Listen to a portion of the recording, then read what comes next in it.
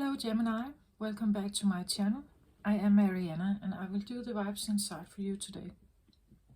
So, Gemini,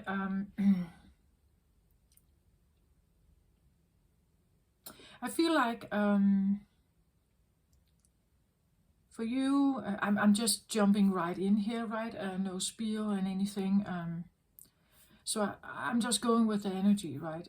And again, Gemini, you're talkative, right? So you have something on your mind, you have something on your heart. There's something that you may you want to say, or that is of some kind of importance somehow, right? So I just feel like I should just go with that. I get very strong a feeling of the twins in you, right? The Gemini twins, that you have ongoing like conversation between them.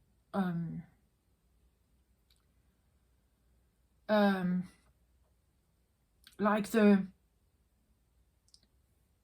on one hand and on the other, and one hand on the other, like seeing things from a different perspective. Like you see things from maybe more than one side, and you're debating something. I feel like it's a conversation between these two parts of you that actually makes you quite intelligent, right, Gemini? Because you have that ability to sometimes, you're quite curious, and you seek information, which is great. And then there is this on one hand and on the other. Like, I believe for Gemini, it's also that we can see something for what is good about it, but we can also see something else, like the ability to see both sides of a story. Again, we know that, right? We can be very, we can get very tuned into something, like drawn to something. And usually it's what we are drawn to is very beautiful for us. So we're going there, right? We're going that direction. But I feel like a Gemini is, at least I want to say with age, maybe. With age, the Gemini will know that there's more to the story, right? Even though I like this stone here, right? Even though I like this thing, and I want to buy it, I want to have it, I want to own it, there's more to this stone than just maybe the shape of it, the feeling, the touch of it, how it makes me feel. Does it invoke any kind of thing in me?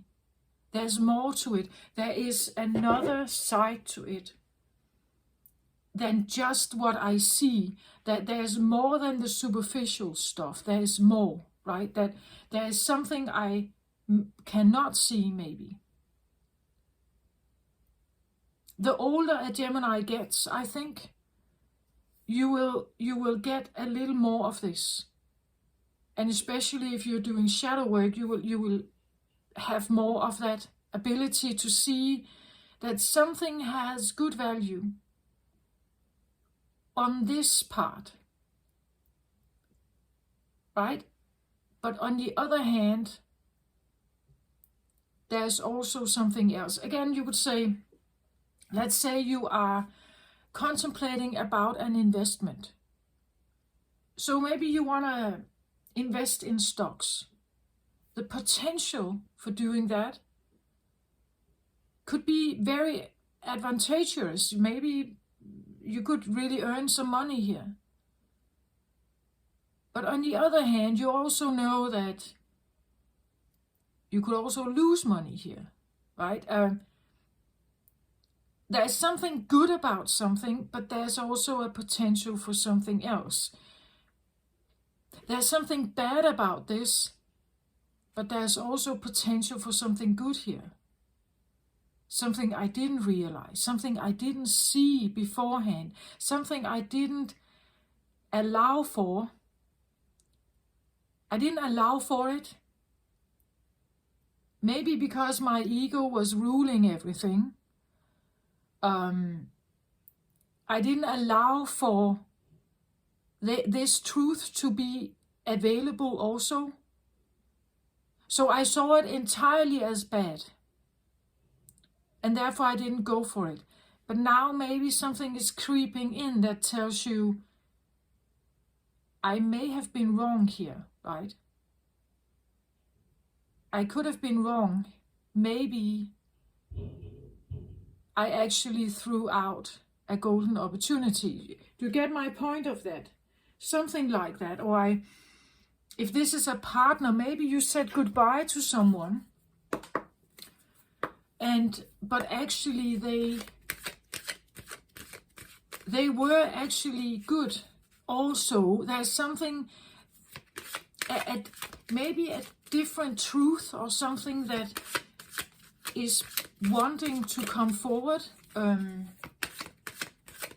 A different truth of something.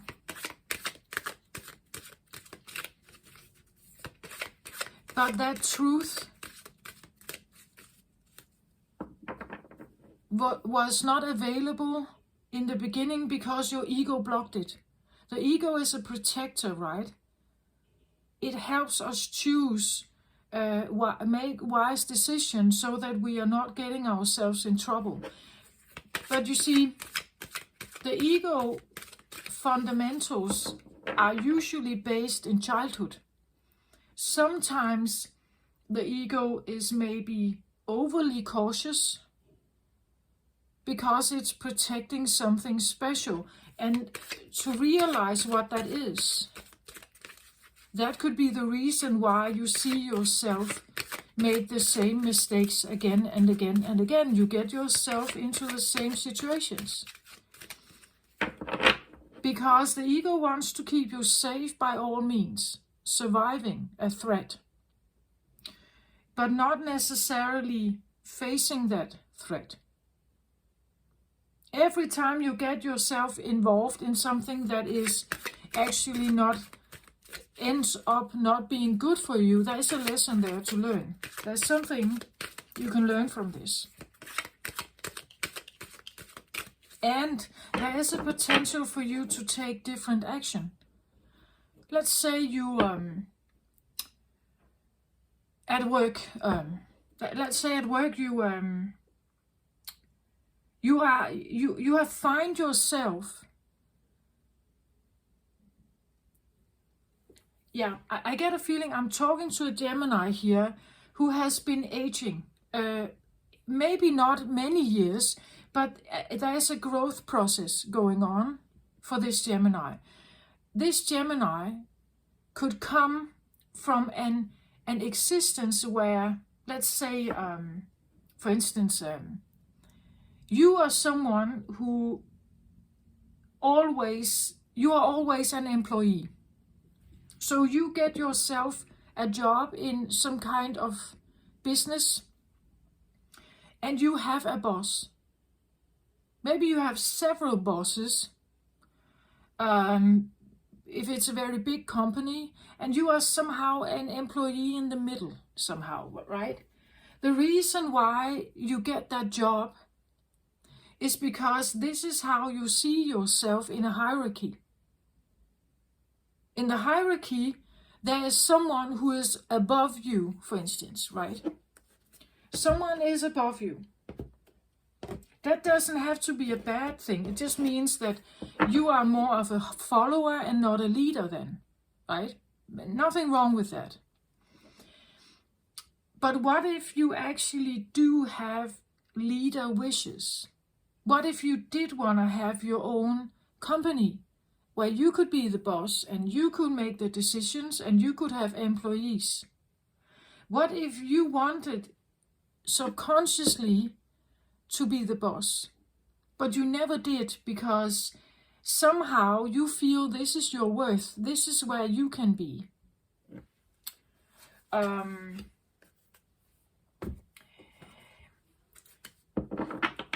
When a Gemini gets older then, and you have had many jobs where you had a boss, And somehow, oh, after a while, it's just like you can't stay there anymore. It's like you have to get out, right? This boss is really annoying you.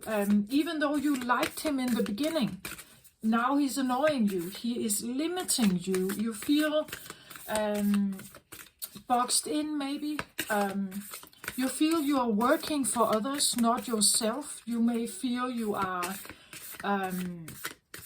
like you get angry with him. You blame him. You are frustrated with him. Because there's something in you, this other twin, there's something in you that really needs to get out, right? There's something in you that may have been very repressed, and it needs to get out. It needs to have time. It needs to be seen. It wants to show itself.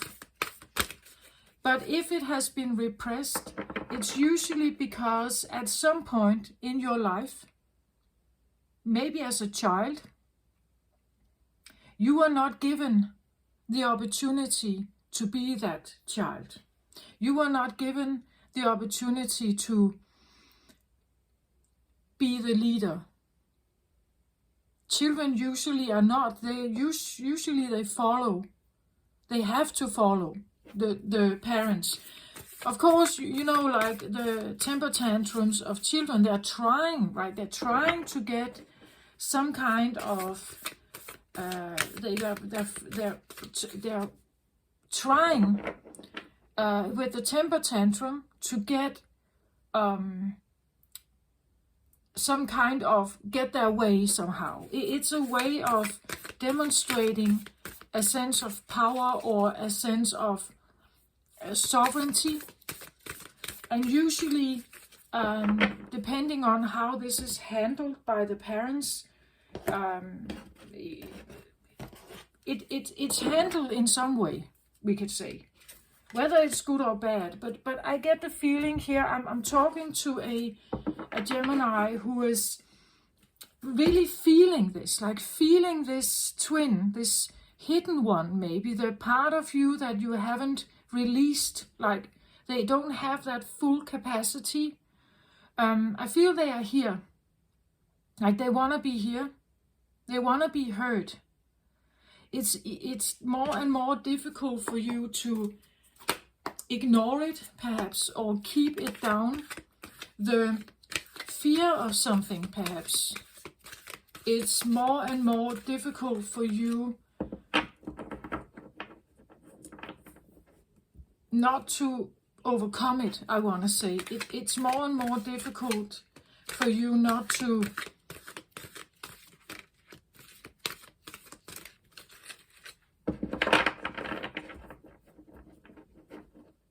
and that can be very confusing, right? Because you have lived your life in one way, that has become your identity. You became the employee in the business. And you had leaders, and maybe you have changed your jobs a lot, and you never really liked the fact that you should apply for a job, you should be accepted, right? Someone should hire you, you should be accepted. They should like you, right? They should like your reference. So it's like putting up, I wouldn't say a performance, but it's like putting up an act to get in, to get the job, right? But actually underneath it all, you have another side of you that would really like to be that boss. Maybe you have tried to and it didn't work out. Because of what? Because you have certain beliefs that you're not worth more than that. You can only become an employee, and striving for leadership is dangerous, for instance, or I could get punished if I do that, because you may have had some kind of encounter with that as a child. You tried to be the leader, perhaps, but your parents didn't allow you to, right? They pushed that rebellious side of you down. The management, the leader, the sovereignty, your sovereignty, maybe it was pushed a bit down. Parents do that, right? They have to stay in control usually, right? They can't let the children take over, right? And that's and none of this, I would say none of it is good. Like, if the parents have all the power, it's not good for the children. If the children have all the power, it's not good for the parents. It should be somewhere in between, right? Something that children can maybe be allowed to manage on their own, and something the parents, of course, are taking care of. And that's always like that. But it's just, I don't know why I'm saying this. I just feel like it could be a thing that you feel a bigger and bigger voice or something coming to the surface that really wants to be heard, and I want to say executed. Like, it's supposed to come out. It's supposed to be said and done, and it's not just enough thinking about it. I get it's thinking about it is not enough. It's supposed to be said. It's supposed to come out. It's supposed to be shown. And you're having this dialogue, right? You're having this dialogue. As I said, maybe you're realizing a person in your life, as I mentioned in the beginning. There are pros and cons to everything. There are pros and cons being an employee. There are pros and cons being the leader. There are pros and cons being in a relationship. There are pros and cons being single.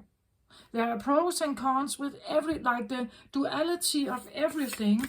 I really feel like you're seeing that. It's very, very visible for you somehow. You see it in everything, right?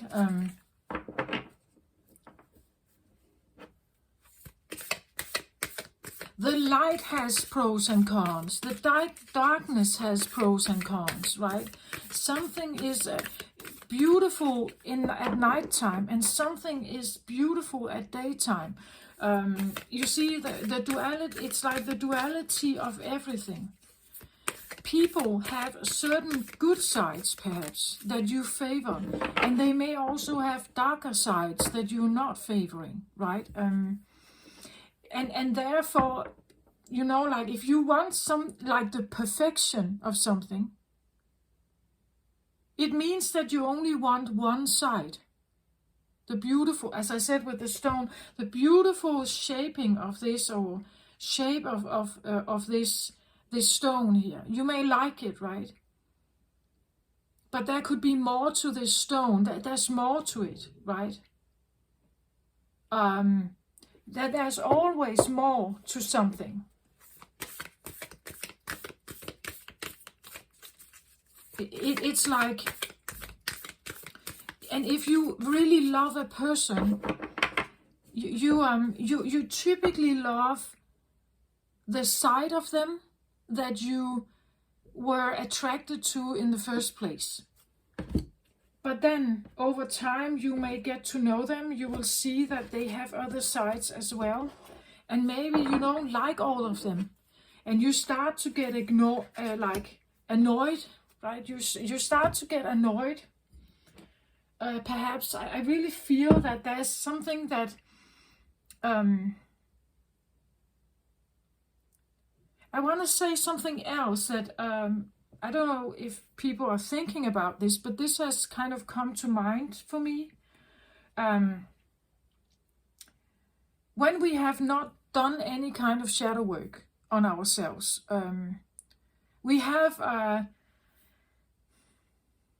we seldom feel very whole. We are not whole like that. We feel that something could be missing, that we are looking for that best friend. We are looking for the best partner. We are looking for this romance.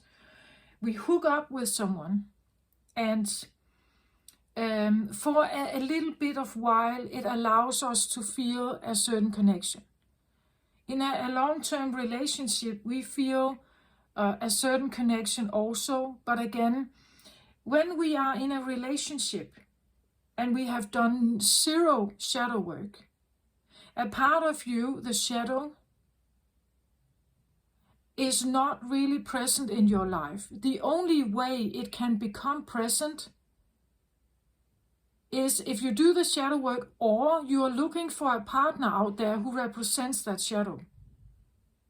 So think about it. The people that you have hooked up with or you got into relationships with, how were they? Were they exactly like you? I don't think so. Usually, we end up with a kind of opposite. I believe that we have many complex sides, so it's not a full, like your total opposite. If you want to know your total opposite, you have to get to know your shadow. Then you will know the layers of that shadow. But there are certain things that you can point out. There's a reason why the good girl could be attracted to the bad boy. Why is that? Why doesn't she find a good boy, a nice boy?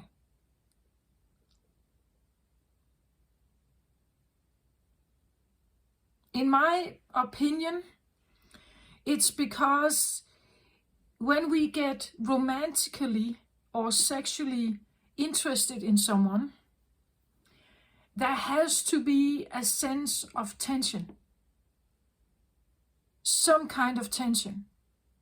Some kind of the sexual part, in my opinion,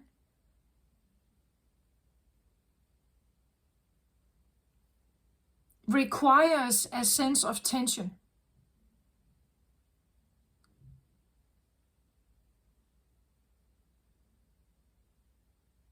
So for me, there is a very distinguished thing called love, and then there's passion. The love part, I've talked about that on my channel. When you think about loving, kind gestures, they are not necessarily linked with tension. Loving, kind gestures can be caring, listening, supporting, being patient, hugging, right? It's a caring, considerate thing where you sometimes actually allow the person to have space instead of you. Like you allow, you put yourself second and you're listening to someone. You're hugging them, you're trying to understand them, you're giving them your time, space. You want to provide them with something.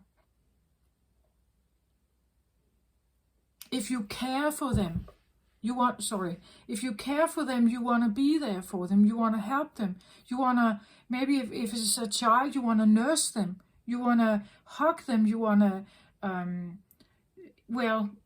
comfort them if they're sad, right? But in the passion part is very different. The passion part, I believe the passion part is, deep down, it's a power play. It has to do with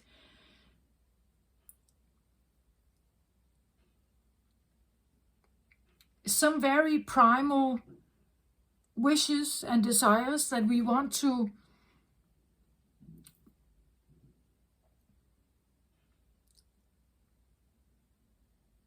I don't know if I want to say possess, but we want to yield our free will and our power on someone, with someone.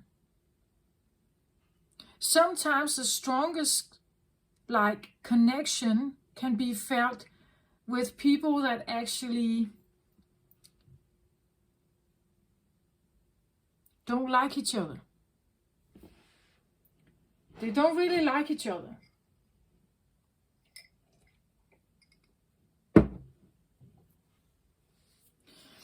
Because if they would love each other,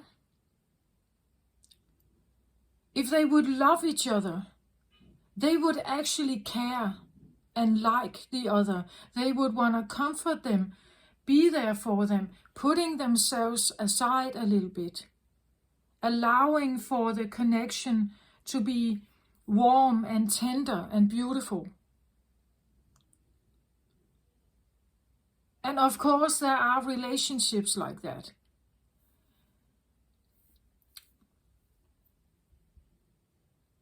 But there are definitely also the other ones. The other ones, usually, you meet up with someone, you could hook up with them, you could have sex with them. The reason why that happens is because of the tension. It's because the right tension is there. So it becomes a dance of power, a power dance. Who is giving in? Can I seduce this person? Will they give in to my seduction? Can I somehow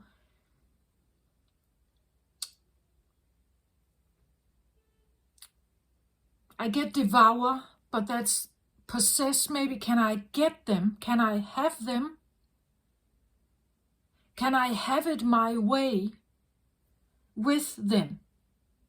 So this is not where we are putting ourselves aside and we are opening up and listening to someone else. No, the sexual part is about me. It's about what I want. What is it I want? So, so what is it deep down I want? If I want to possess or have this other person, what am I going to do to get that, to create that? How am I needing to perform? How am I needing to go into this tension? What needs to happen here for me to get that connection, to be united with this that I'm standing in front of? What do I need to put out there? Someone is maybe needing to put out a lot of power because they want submission. So they have to put out like a lot of masculinity, right? And the other part is supposed to feel into that and submit to it, be submissive to it. Right? Do you get my point? I'm not saying that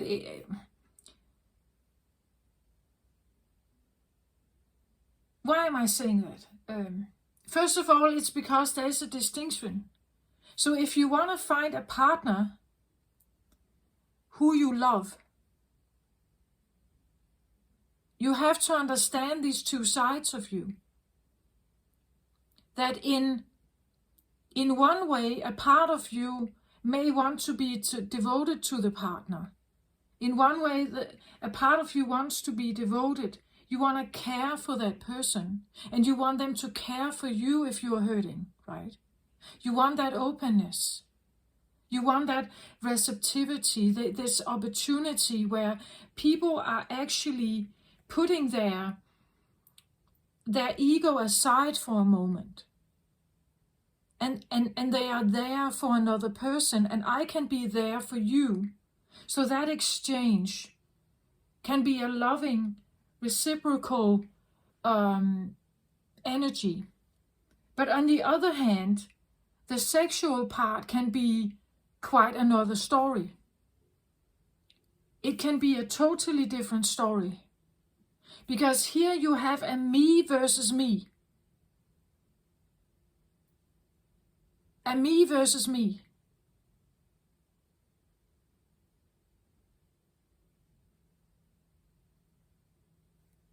It's the fire. This is just my personal understanding of this, like, and how this sometimes really is messed up, because we want to find a partner with whom we can have an open heart connection. We want them to be there for us. I want to be there for them. I want to be devoted to them. I want them to be devoted to me. And then we have the sex. The sex should be a natural part of the marriage, for instance, the friendship, the open heart connection. But sometimes it simply isn't, because it's driven by something very different.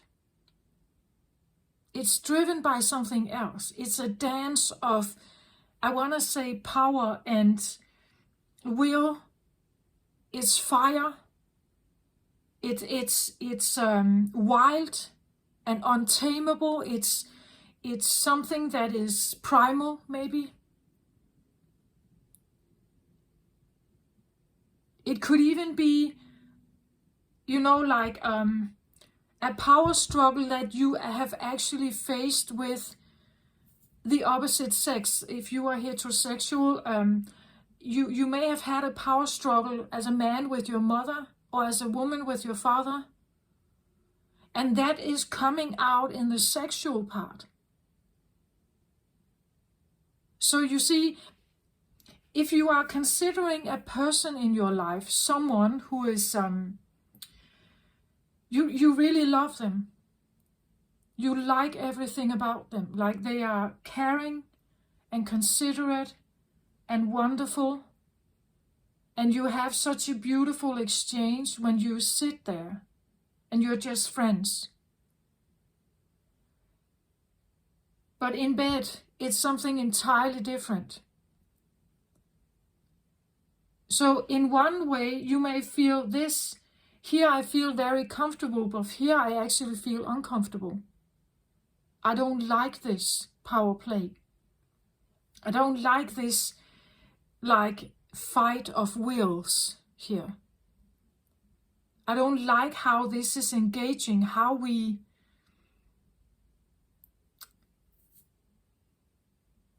maybe it's not even a relation, but maybe it's literally a power play, that on one side you see something very good in this person, and on another side you see something very destructive, or it feels like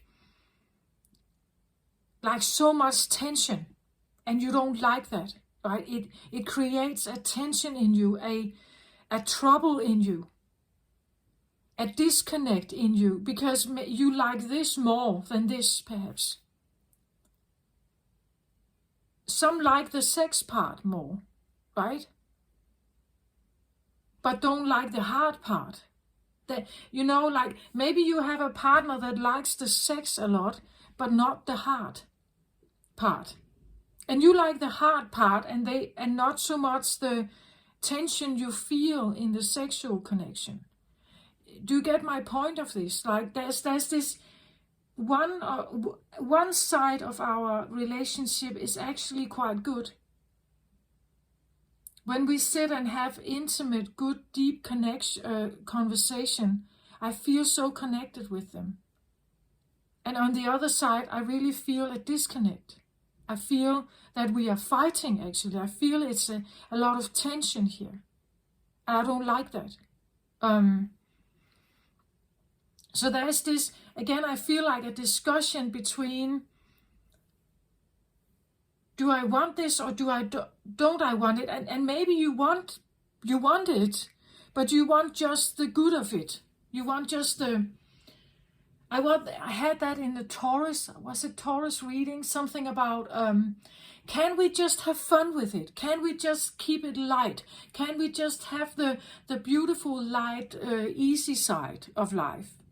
And not the deep, dark, melancholic kind of thing.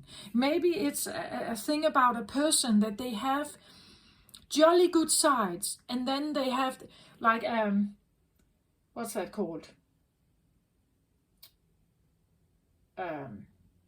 what's that called? When you have like really two different like manodepressive, right? When they are in the manic side, they're very up, hyper and active, and they do a lot of stuff. And when they are depressed, they go deep down, down, right? That you have like this, yeah, no, kind of, or any other kind of, I don't know, maybe psychological disorders, I don't know, like borderlines, or I don't know, like they have this up, and then down. And it's like dealing with both of it. You would prefer just one part, right? You would prefer one part and not so much the other. I had that in the Taurus. Maybe you should look up the Taurus reading. The Taurus reading, I prioritized a flying card called the Seer. And the Seer, like historically, is known to be the one that sees the truth of something. But not necessarily a nice truth. They see everything for what it is. They cannot choose to see only good. Like they get presented with everything, and that is now what they know. It's like when you have discovered something about a person, you cannot not know it, right? It's like when you have somehow figured out their sides, their complex psychological sides to them, you know that when I'm dealing with them, I get both of them. There's this side, I like that very much. And then there's this other side, and I dread it, right? It's so maybe negative or demanding or something, right? So I'm torn, maybe. I'm torn in my own feelings, what I am supposed to do here. I'm torn because of a truth I've discovered, maybe. I'm torn about my own reflection. I'm torn about something that I really just want to keep light, maybe. I now see myself being drawn into the nitty-gritty of something. Or something I really disliked at some point. I'm realizing maybe I made a really bad choice because they actually have other sides to them, right? They have something else. And that I have run from it earlier. I didn't want to see it, but now I feel like it could actually help me. It could be what I need, maybe to go through your own shadow work, right? Maybe you need someone who does really understand what that means. To sit there. Someone who is willing to sit there with you. Without judging you, without, someone who could actually do that.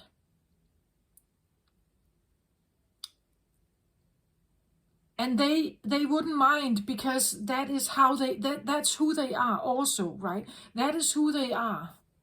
They can actually be there with you, and they would not judge you. They wouldn't say anything, because they are deep enough to be able to hold that space. Do you get my point? That's what I feel like. Okay, so I just turn the cards, I swip them around you so that you can see them. I just need to get a storyline here, right?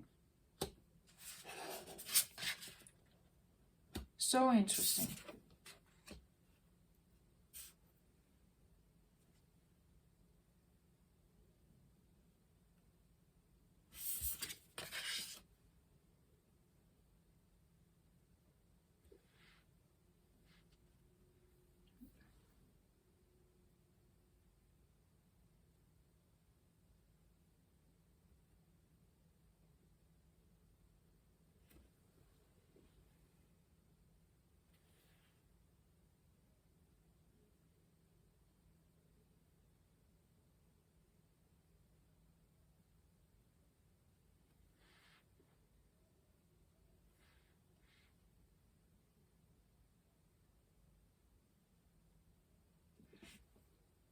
Okay, I'm just turning the cards here.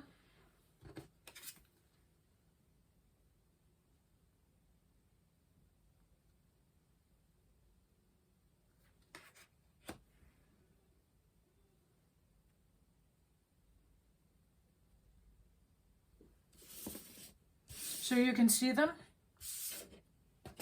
a little bit better, perhaps here.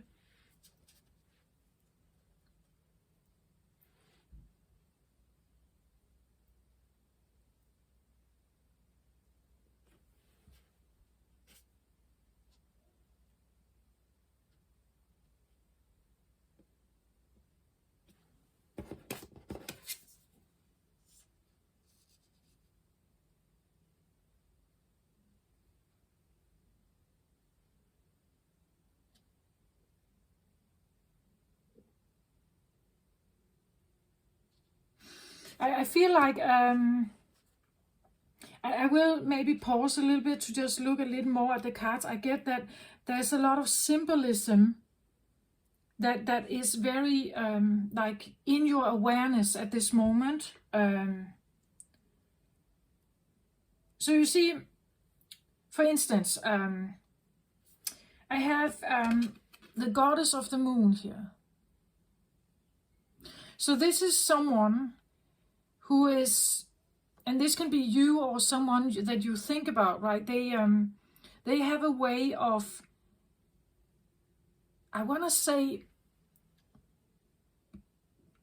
being comfortable with the moon.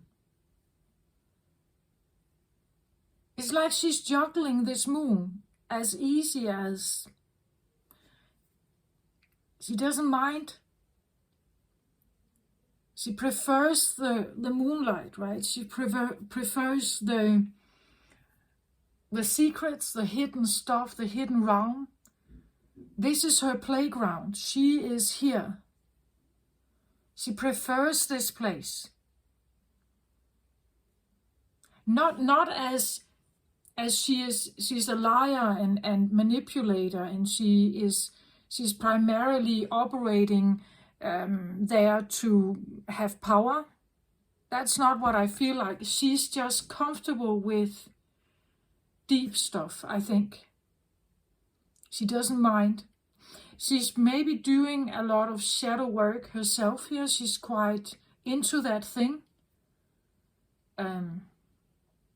When we see this, we see it maybe from a distance, like a more or less of a full moon. But if you actually get closer, you can see that the new moon is also here. Like she is. I want to say she could be someone maybe working with moon rituals. So something that could be, like I said that with my moon readings. I say that new moons are about new beginnings. You can try to manifest something new for yourself. You can put out something to the universe, and you can then over time create, like, being able to attract some of this to you. And eventually when you get to the full moon, it's like a completion cycle. You take status. You figure out, have I actually maybe, like, have I completed this cycle? Have I more to say about this? Do I feel that that there could be more that I could kind of really say no to, or yes to, right? We have a strong lunar eclipse coming up here in a few days. On the 5th of May, we have a strong lunar eclipse in the sign of Scorpio, which is definitely moon energy, right? It's definitely moon energy. Scorpio can go very deep. Like, this is the whales. They go to the deepest, darkest, most frightening water. But there's no oxygen. And the things living down there, right? We don't even know them. On land, they are so alien to us that we can't even seem to understand them, right? They live under such pressure down there.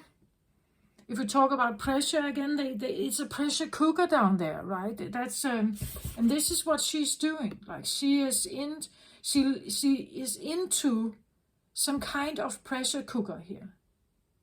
There's something about the moon here that she's drawn to it, I think. It's in her nature to somehow go there. She could be a quite intense person, right? That it's like she's handling energies that feels like a pressure cooker. But I also get the feeling she can't not do that. It's like it's in her blood. It's her nature is like this. She's dealing with this. Like this is her. It's in her nature somehow.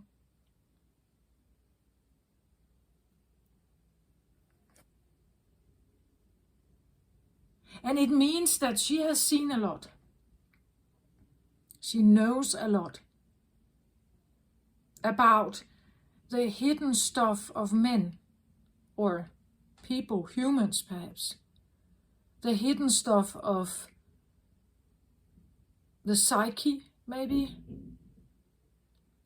She knows a lot. I don't think that she is easily spooked, actually. I think she can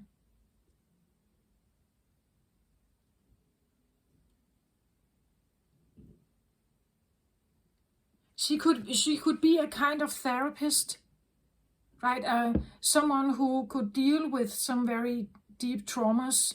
She could be someone who is not afraid of it, right? She is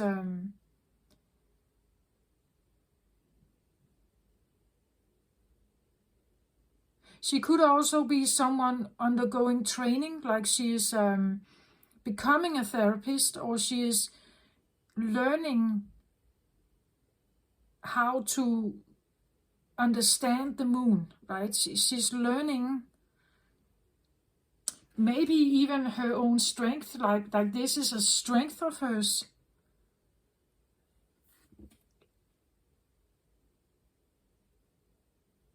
With the 10 of Ariel here, 10 of Wands,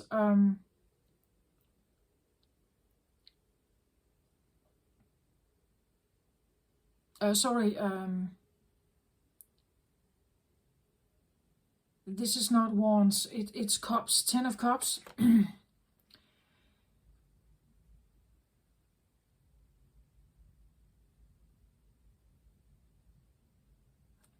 It seems a little bit like there is 10 of Cups would be, you see, 10 of Cups would be the perfect love. Cups are about love.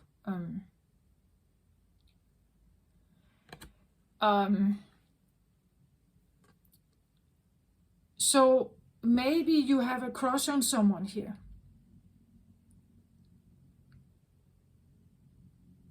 Maybe you are learning, if this is, let's say this is a part of yourself here. That this is a part of yourself. You are learning to appreciate her, right? You're learning to appreciate what it is that she is teaching you here. What she is showing you. Maybe you realize, if this is an external person, that this is someone else in your life, that someone has a capacity here. And maybe you've overlooked it. Maybe you never. I said the 10 of Wands, and maybe it feels a little bit like dealing with them could be the feeling of 10 of Wands, like this has been an extreme burden, right?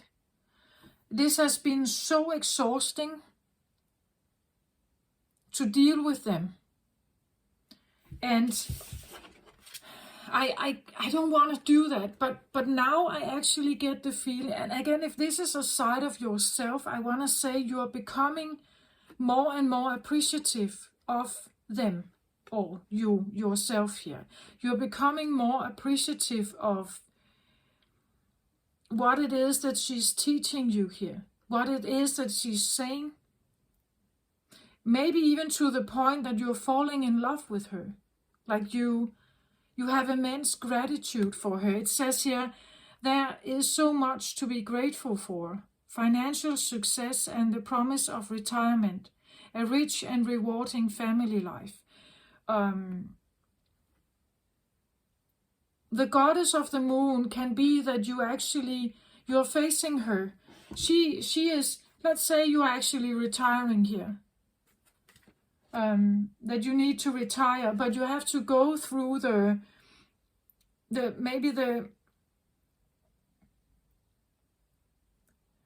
like an identity shift here, because when we retire, there's a part of our identity that we are leaving behind. We can no longer identify as a mechanic, or as a leader in a business, or as a business owner or something. We can't no longer identify with that. The value that we the value that we somehow felt, perhaps, being that person, having that identity, knowing that we earned that kind of money, that is now deteriorating. It's destroyed, dismantled. But there could be something about learning to love the dismantling, learning to love the process of something is destroyed here, for you to have a different life, actually a life that is like a rich and rewarding family life here. Something is destroyed for you to have that. Maybe, this can be a therapist. Maybe you are working through some marriage problems with your partner, and you're going through some kind of process. The point is to get this. The point is to find the love again. The point is to realize there's so much to be grateful for, so much love here. Even though we have our differences and difficulties, we are working through that together. Like we are working our ways through our secrets, or our blame and guilt tripping and whatever, the lies or something. We're working our way through that to have this. Maybe you're realizing that someone here is, what they are saying to you or doing or sending to you here is just a mirror. Like they mirror something to you. When I looked at this card, it came up with a lot of symbolism. We see he has a shape here, like his face here, a nose, and then he has these feathers. And then I was quite drawn to the, almost like a shadowy mirror, like his shadow is here in the, you could say, the moon, this little ball, the moon, right? And she is holding this moon, right? It's like she has this space where she is holding this. She's powerful enough to hold this space open while you're looking at it, right? You're looking at something here where you're seeing your own reflection.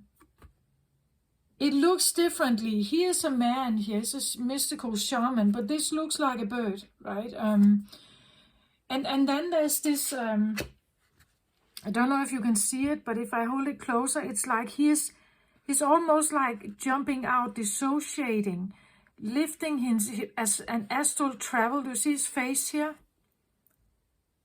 Like he's in a trance, transforming it. I see it a little bit like astral travel, in dream travel, right? You're visiting, you're drawn to something here. You're drawn to her, I want to say. Maybe in dream space, or if you are somehow dissociating, you are just stepping out of your awareness for a little bit of time. If you're meditating, you are very easily like drawn to her, I want to say.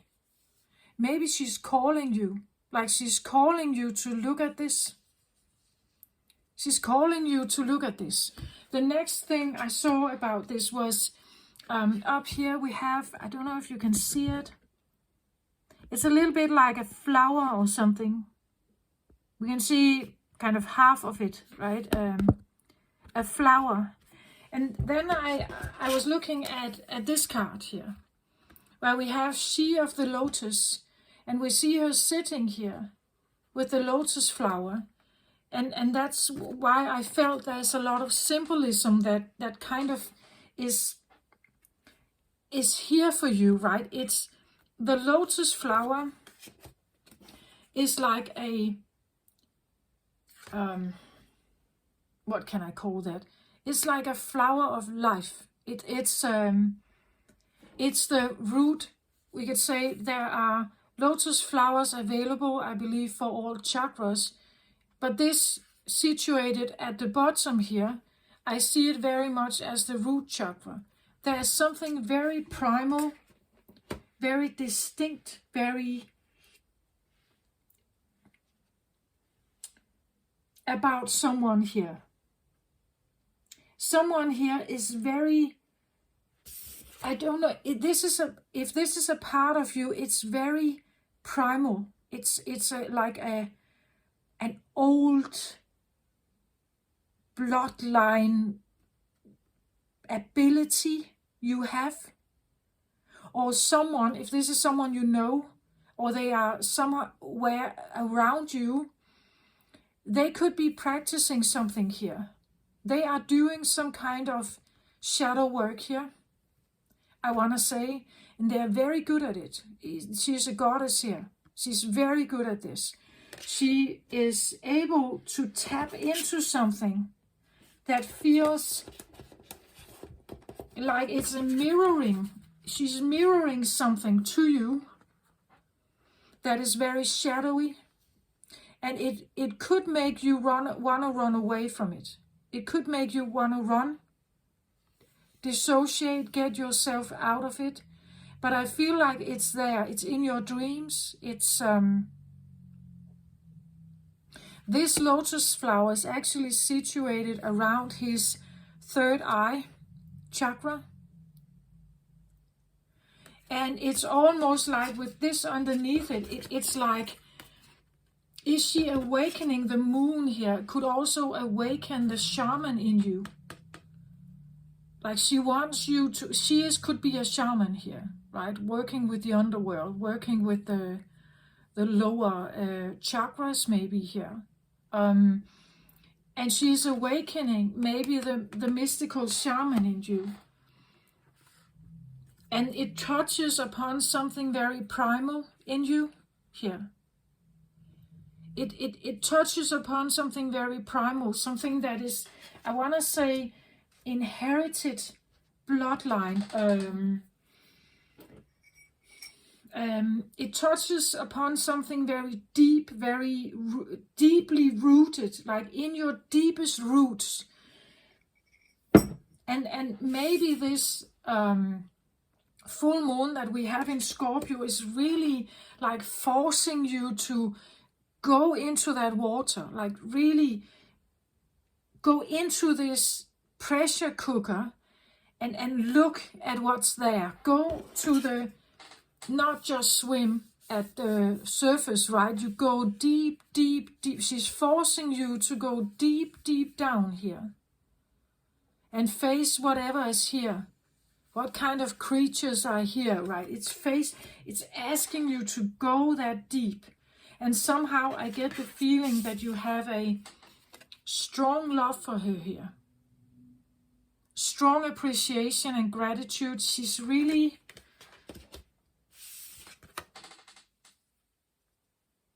She's very brave and very fierce, I want to say this one. She's quite, it's a feminine here. She's feminine, right? She's, oh, it's like,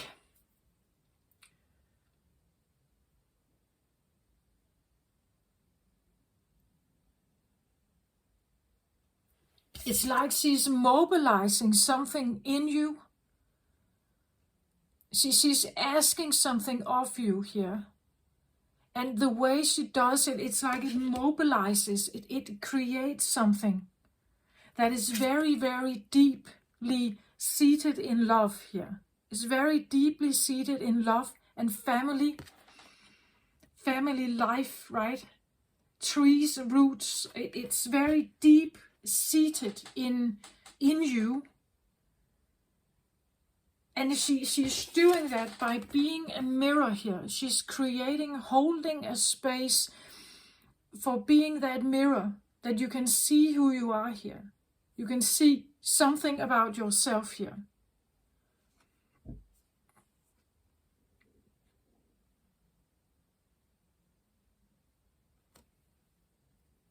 I see him, it's like he wants to travel, towards her. Like, that's what I feel like. It's like someone is finally seeing a shadow element, a mirroring element of something here. And it's like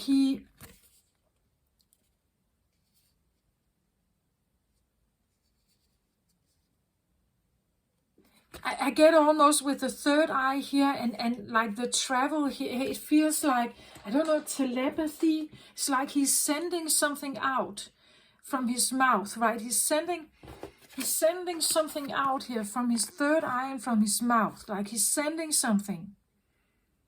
Like a telepathy, a tune, a message, something here. An out-of-body experience. In dreams or in meditation, he's traveling towards something here. It's like it's calling him closer and closer to go deeper, deeper, deeper down. It calls from this place.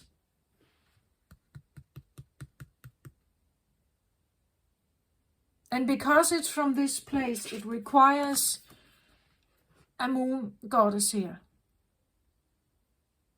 She can hold this space here. She's able to bring the moon forward and actually touch it. She's able to juggle, look at this, yield it, turn it, switch it, look at it. She's not afraid. She's not afraid of this. She wants to look. This is her environment. She's adaptable here. She's comfortable here. This is her environment. She's not afraid to look. She's, or at least she wants to be. She wants to be able to be here. You see, again, as I said, if you're dealing with someone who is mano-depressive, it's like, I love them. No matter what, I love them. I want to be able to deal with this. The tides of the moon, right? The shifting of the emotions. I want to be able to handle it. I want to look. I want to see the story here. I want to know what's here. I want to understand the complexity. I want to, I don't know if I want to possess it, right? But I want to be able to handle it. I want to be the one who is not afraid, who's not running away. I don't want to run away here. I want to be the one who can handle this. And because someone is putting themselves here, you love them even more, right? They love you, I want to say. They love you very much. Otherwise, they wouldn't do this. And on the other hand, you love them because you are seeing how much effort they put into this. You're seeing how they are putting themselves there.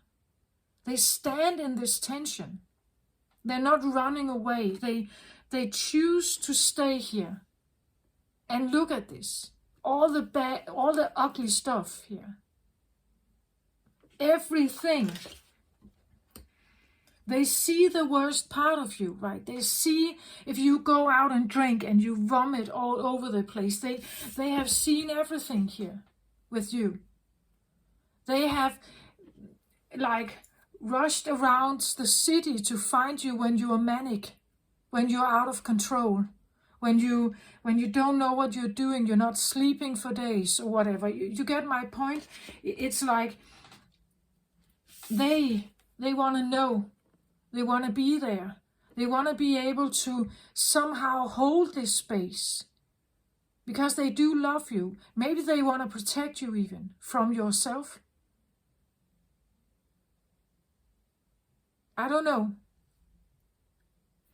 You take it how it resonates, but she is, when she is here, I want to say she is allowing you to see something about the moon here. She allows you to see something about the moon. And it shows a bird here. So what are you doing? Are you flying away? Are you fleeing the scene? Are you running? Are you escaping? Are you dissociating? Don't you want to see it? Do you want to, like, that was present in the Taurus reading. I said many times I wanted to switch the card of the seer around. It's like there's a part of me I want to go towards them, but I don't want to look at this, right? I would go towards them, but if I could just take this away, then if I could just take, I don't know, the melancholy, the downside of something, if I could just take that deep, that depth of her away, if I could do this maybe, right, I would go towards her, right? I wouldn't even think about it. I would go towards her, but that's not what she's like this. I'm like this. This is me, right?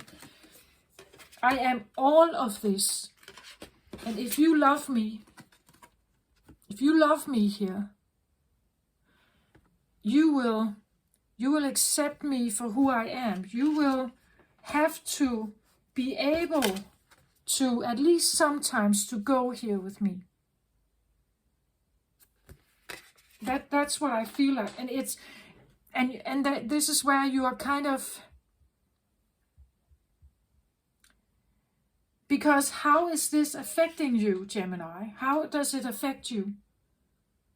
I believe, Gemini, well, again, you have both sides, right? But I think that you primarily tend to go with the easy side, the easy stuff.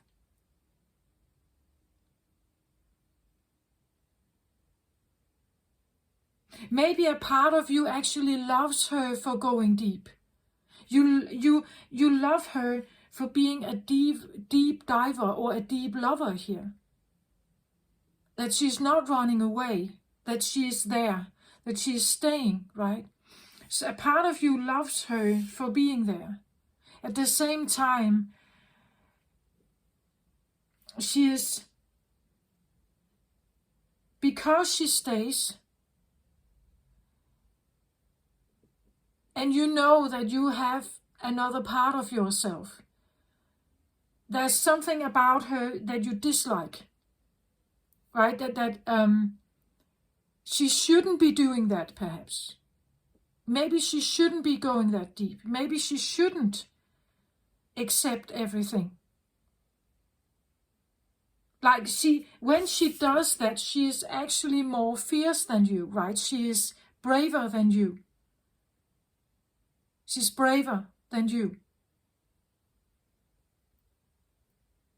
And maybe this is a part of you, right, that you haven't embraced, right? But she's braver than you. And because she's braver, she's mirroring something to you, right? She's mirroring you to become the eagle, to become the fierce one, to become the one who dares. She's poking at you, right? She's poking at you. Be fierce, be brave, accept the truth, look at it, look at yourself, right? She's asking you to go deeper in. Don't just play around here, you go deeper, you have to look at yourself here. She of the lotus, goddess here, right? She's asking you, to go deeper in. Look at it, right? Confront it. Like, I think she's braver than you here. If this is a part of yourself, she's asking you to become braver. And even, I want to say, she's also asking you to maybe take your trauma and use it to build yourself up, to become brave, right? She's asking you, look at your shit and become brave. Look at your shit. Look at your shit, your trauma, your wounding, and build yourself up from it, right? She's asking you to look straight at it, not run from it. She's asking you to become the eagle, not the dove, right? She's asking you to master this, not run away from it, not dissociate, not run, not hide, not flee. And that's the mystical shaman. She wants you to awaken this. She wants you to become the master of your roots here. Even if your roots, the root chakra is usually can hold some of the biggest traumas for a person. She's asking you to go in deep here. Go deep here and look at it. Even if it has something to do with a power struggle, even if it has something to do with root chakra is our primal fears, our primal survival mechanisms. This is where you could say, if we have an attachment to our parents, how we attach to the parents, if that was a secure or insecure attachment, it's in the root chakra. She is asking you to look at it. Look at it, face it, and own it, like own who you are here.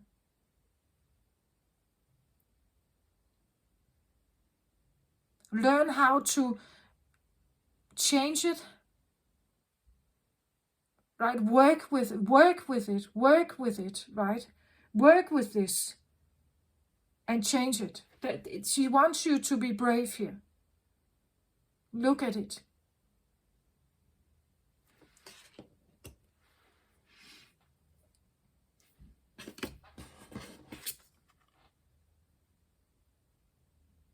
This card feels, it's kind of strange because, well, the message of the Ten of Cups is beautiful, but the picture here is off for me. These other cards are very, very tuned in on the message. This feels off. Here we are sitting at a cafe and children are laughing and playing. We have the Eiffel Tower in the background. This is Paris, right?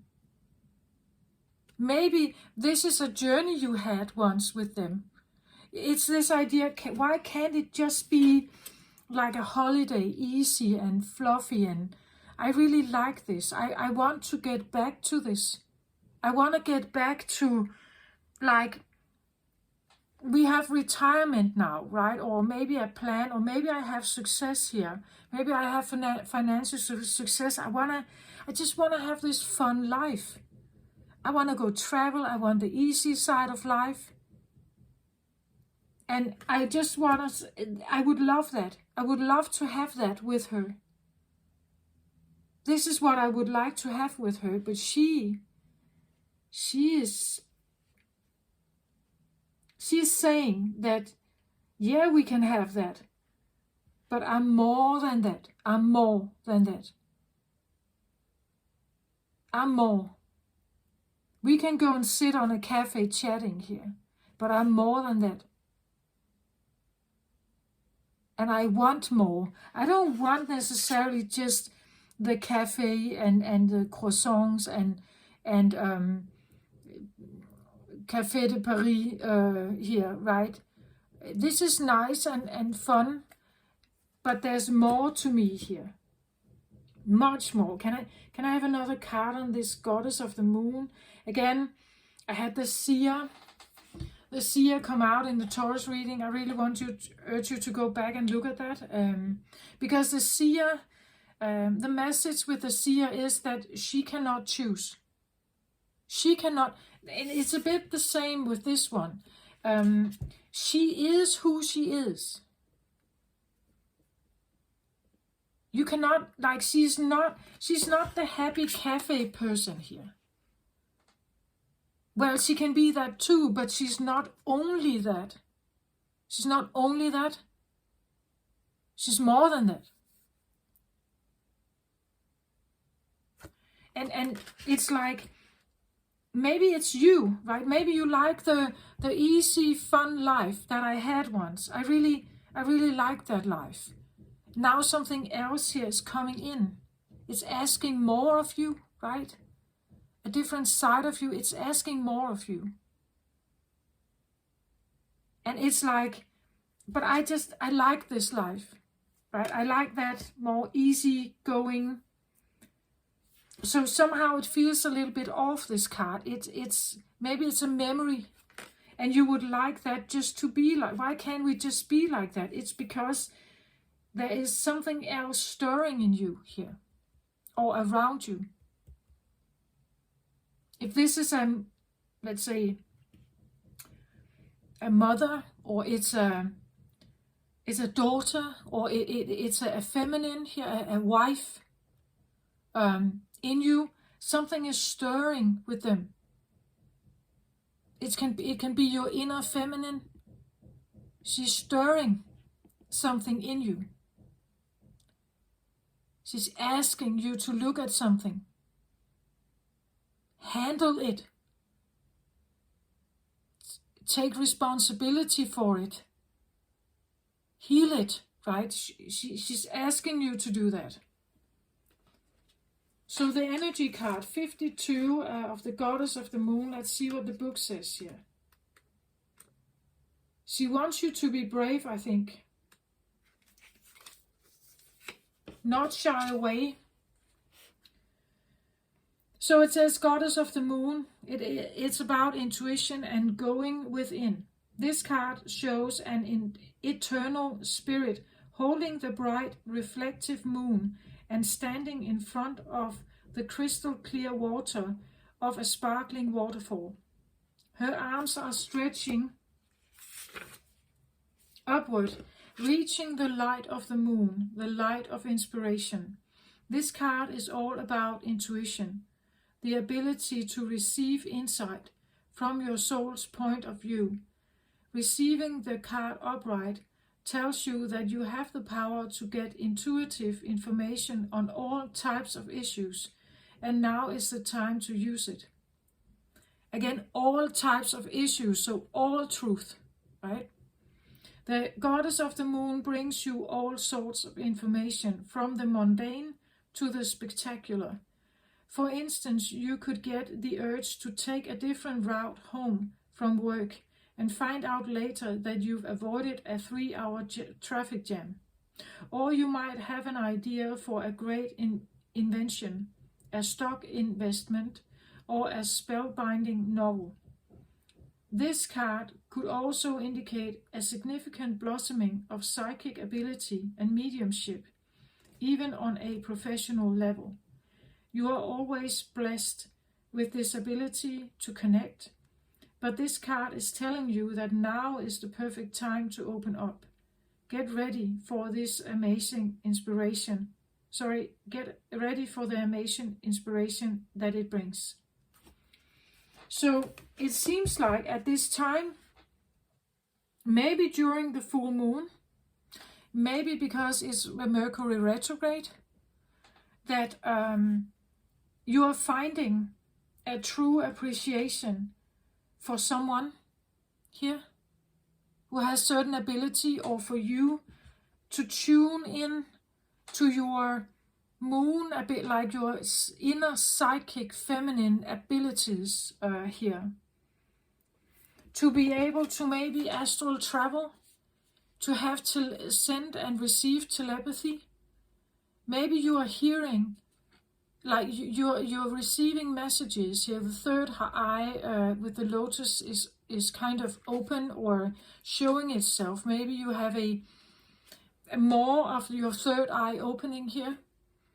There could be a sense of fear that you need to overcome with it, that you choose to want to go into this and you're not running from it, right? That you choose to examine it, you choose to be brave and go in there.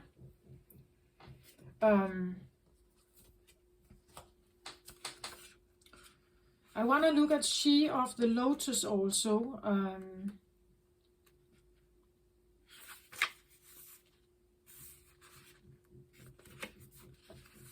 So this card here.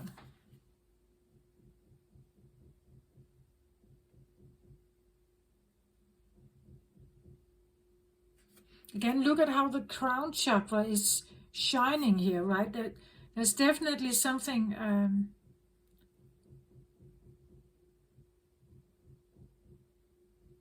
how the lotus on her is actually covering her throat chakra here also. Let's have a look at the book here.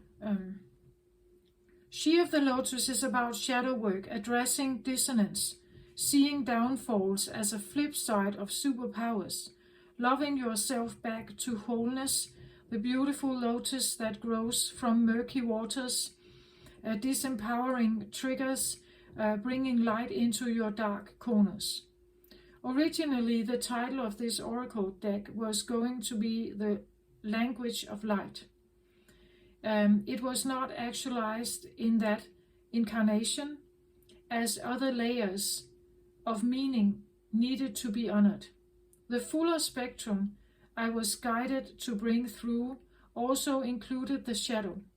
In hindsight, choosing to deepen the message of balance that the Lemurians were bringing forth through this work meant I had to experience my shadow.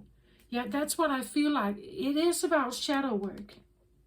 It is about the mirroring, the shadow that you are. Someone is mirroring it to you, I think. It's someone you know, perhaps.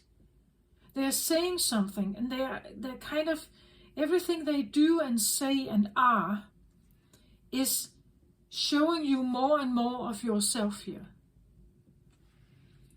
My shadow encounters a broad light into nooks I didn't know I had.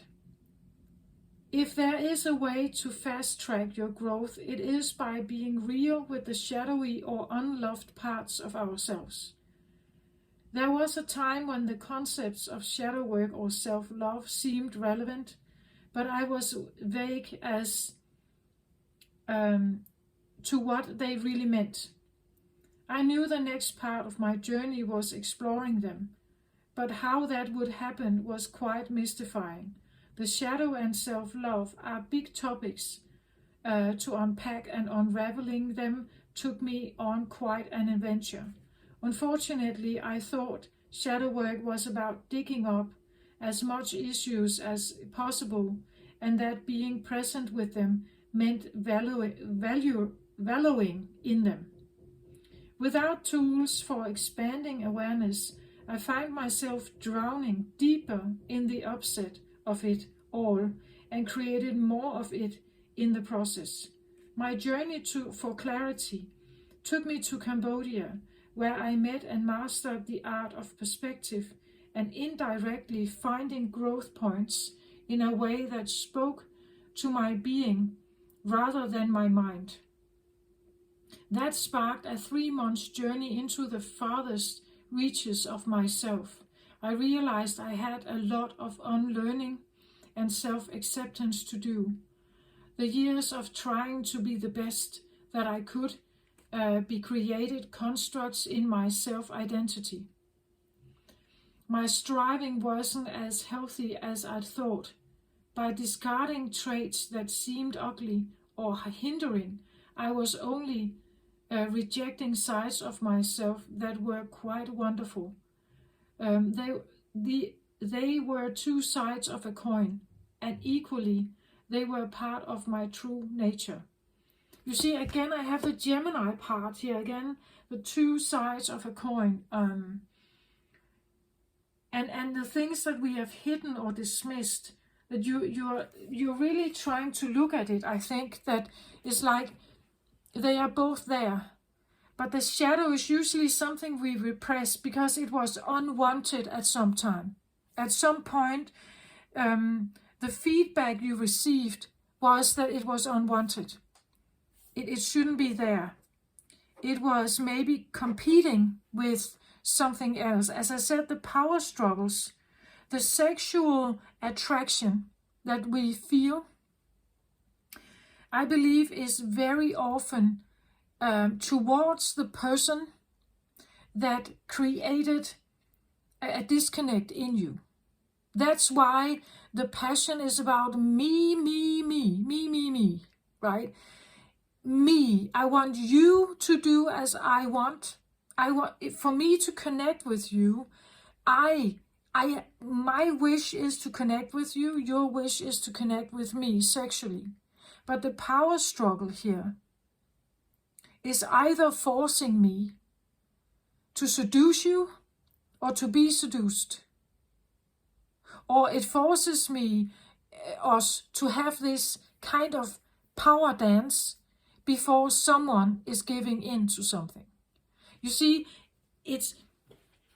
so go deeper into this. If you are having issues with a father or mother relationship here, go deeper into it, right? Go into the fact that something happened here. Even though you want the devoted love, that's what we all want somehow. We want to feel loved. We want to feel connected. We want to feel that someone loves us no matter what we do. No matter what we do. No matter how we are. No matter how we behave. No matter what we say. We want them still to be there for us. No matter how ugly I am. No matter how, as I said, how much I vomit, right? It doesn't matter. I want to be able to say and express myself and be totally chaotic, maybe.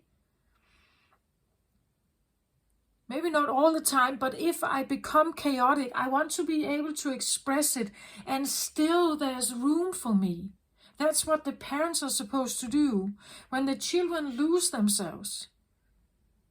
Right? They are not emotionally mature, right? They are learning. They don't know how to handle the world. Sometimes they slip, sometimes they fall, sometimes they dissociate, sometimes they can't cope. Then they fall down, they cry, they need something to be there and say, it's all right. I got you, right? It's all right. It's all right. I understand. I understand, right? I'm here for you. I'm here for you. I understand. Sorry, and I'm not leaving you, right? I'm here for you because you need help, right? You need help, and I'm here for you.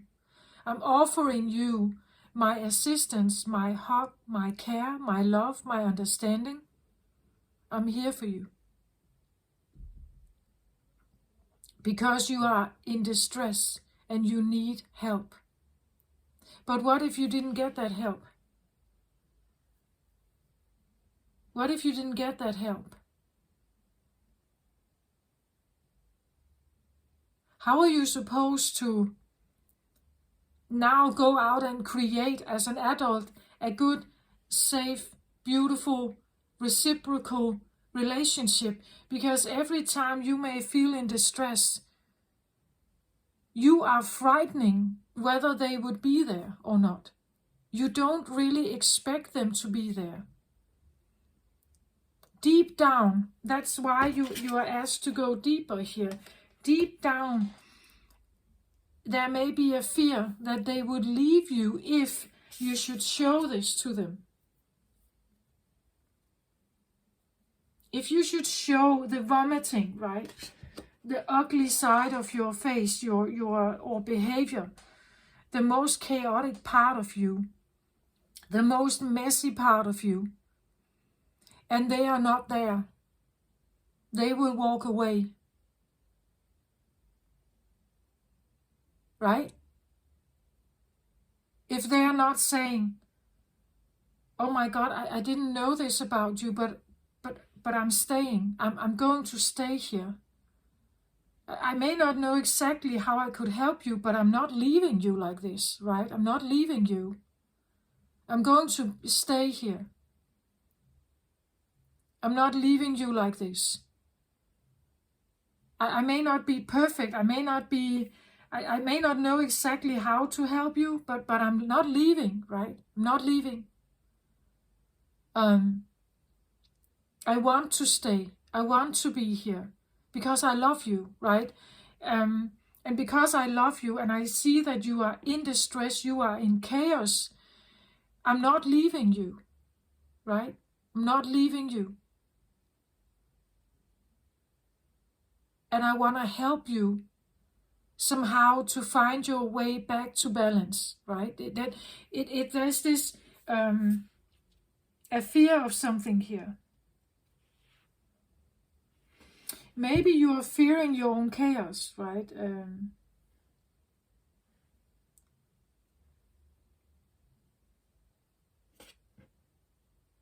Can I get a card on the goddess of the moon here? 8 of Michael, yeah, 8 of Swords. You can be free. Make a courageous choice to change your situation, not seeing things clearly.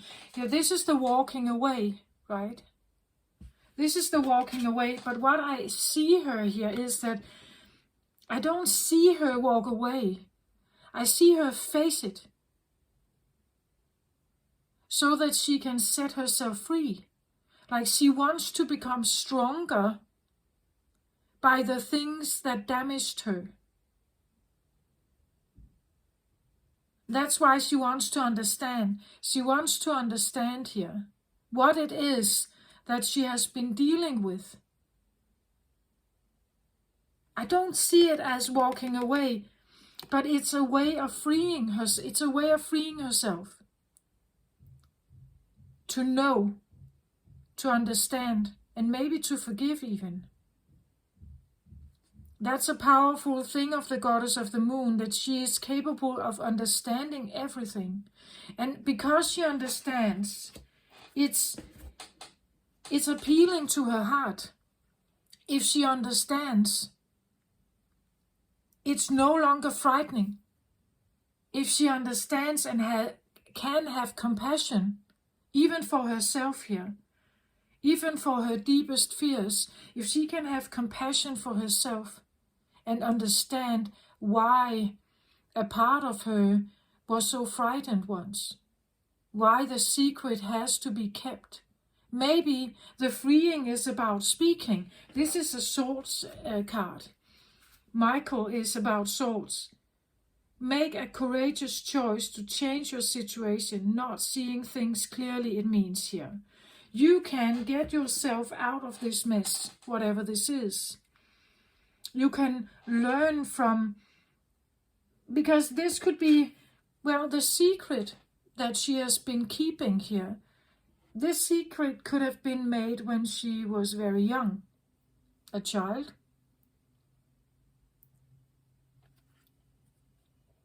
Maybe it's not supposed to be a secret anymore.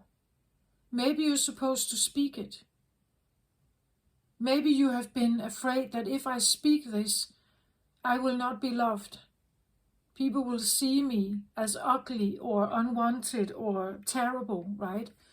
So if I speak this, she would walk away. She would run.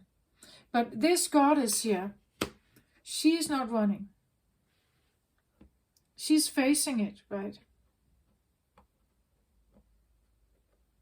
She's talking to the spirit to figure out how to free herself from this. I don't see her as walking away. Eight of Swords is a feeling that you are in some kind of mental prison and you can't get out. But you can get out. You can get out of it. There is a way out. She doesn't know it. She doesn't. It's like she has opened the gates here, but maybe she has been locked behind the gates for a long time. Speaking with spirit here. Raising your hands up towards spirit. Asking for help maybe here. Could actually help you free yourself.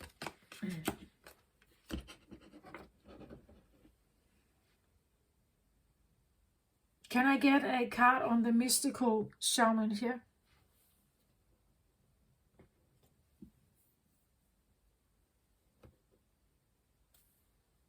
The Sun card. The Sun, this is about your personal power. This is about not running from it, claiming it back, as said, as becoming the ego, right? Becoming the one, the biggest, or the, I said the bird here, but maybe it's a dragon, right? Like owning that power you have. That you are very powerful, you just don't know it. The Sun is about power, light, spotlight maybe.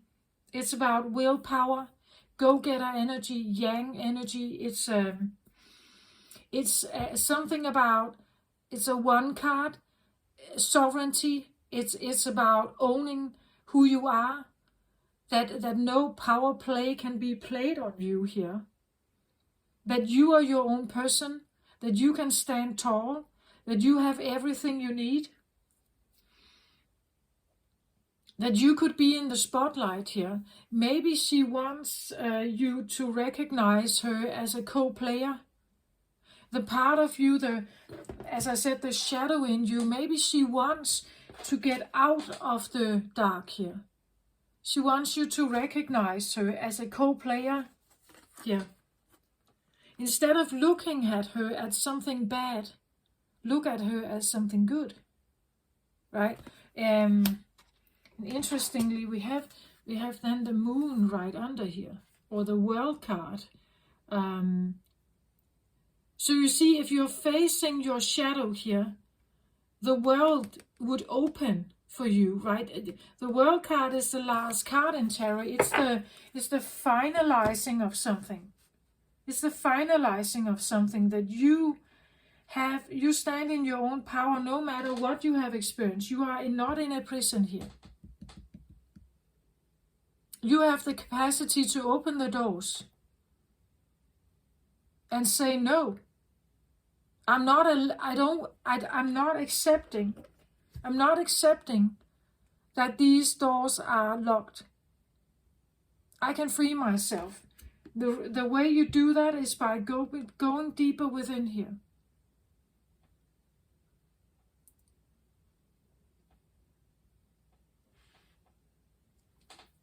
She of the Lotus.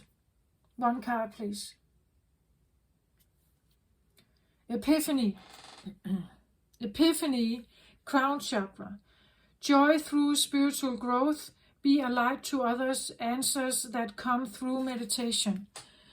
So you see, if you go deeper within, if you meditate more, you will have the ability to reach deeper here. To figure out what is it that somehow may have been blocking, perhaps. Blocking that lotus here. Why is that? I still feel that this card is kind of off. I feel it's because it's here to somehow cheer you up. It's here to tell you that there is, the more you do of this, the more you own about yourself, the more happiness you will feel. The more of the sun will come back, right? The joy comes back through that spiritual work, so that you will feel more self-care and self-love. The more prosperous life would feel. and free it will feel.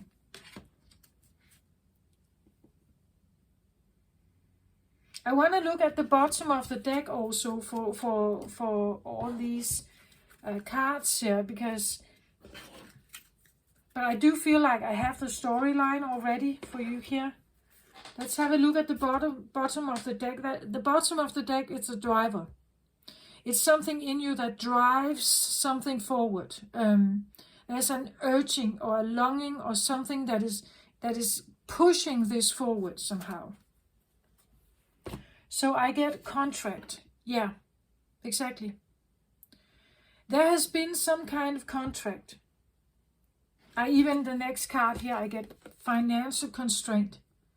Because of these two here, you are now on a journey. You're now on a journey. These two is what has kept the doors shut. The doors shut. These two,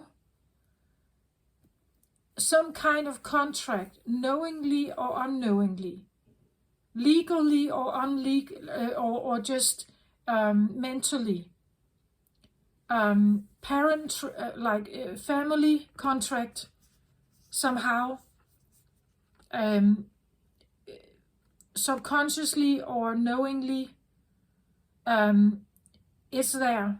I see a blindfold here, so maybe you're not even quite aware how involved in something you have been. She's trying to balance something here, but maybe it hasn't really been balanced. An imbalanced contract that she felt bound to obey to somehow. The financial constraint could be also an indicator, but definitely a contract. And because she's looking at that contract bravely, fiercely, she's figuring out how to free herself. She wants to be free of this. She wants to be free of that. This is the driver, a binding contract, it may have felt like, that was maybe not what you wanted.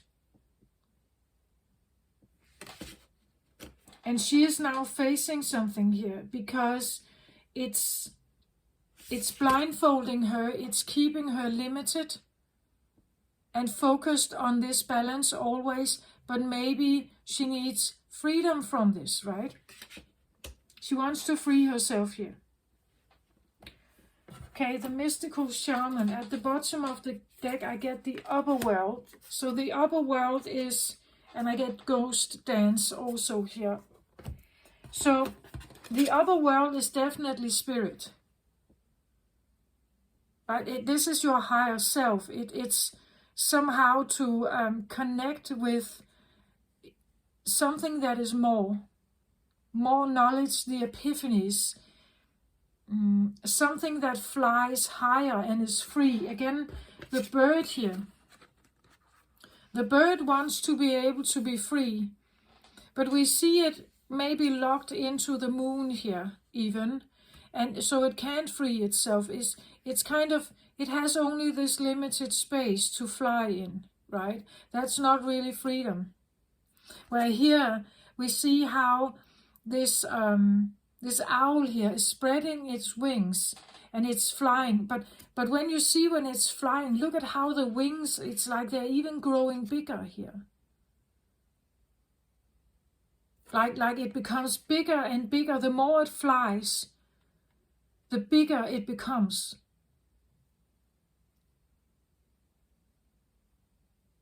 Freeing itself from the prison, you could say, or the contract maybe here. So maybe you feel you have been in some kind of prison, very limited ability to move somehow, be the one you are. As I said, we have nice sides and we have maybe not so nice sides of us. The complexity of our entire existence is that we have different sides to us, right? The shadow is knocking on the door here. And it's asking for freedom, I think. It's asking to get out of the contract here. some kind of written or not written, subconscious karmic, I don't know, take that how it resonates. Maybe it literally is a marriage contract in your life. Maybe it is a feeling that you are bound because of money, maybe here. Money or inheritance, or you are bound in the business because it's your parents' business or something. Take that how it resonates. Maybe you have been bound because of lack of finance, so you felt you had to be bound. You had no other choice. The financial constraint can be anything, any kind of money issue, pressure because of the corona, right? A monetary pressure. You have found yourself needing to become an employee, even though you used to be your own business manager, right? Because you lost money. The constraints is pressuring you into a contract, but the contract is something you hate. It takes your freedom away, right? Takes your feeling of being free. You are an air sign, right? You're an air sign, Gemini. You want to be free here. You need some kind of freedom. The ability to enter the realm that is yours. The upper world is your realm, isn't it? As is Libra and Aquarius, right?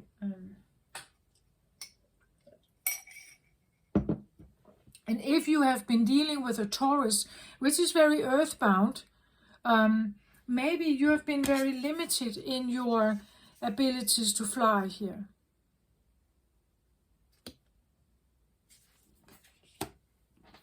Okay, at the bottom of the deck for the 10 of Ariel here, I get Justice.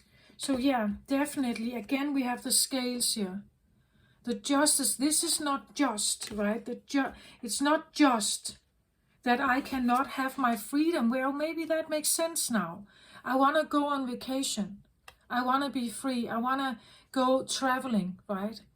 I want to have a free, rich, rewarding life. I want to travel. I want to see the world. I don't want to be kept in a small cave here. I want to have my freedom. I want to go out and go to cafes with my friends. I want to play in the street. I want to see the world.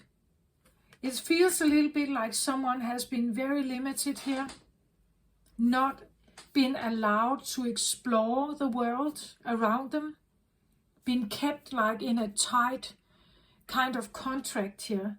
We have now twice the scales here of something where the balance has not been right.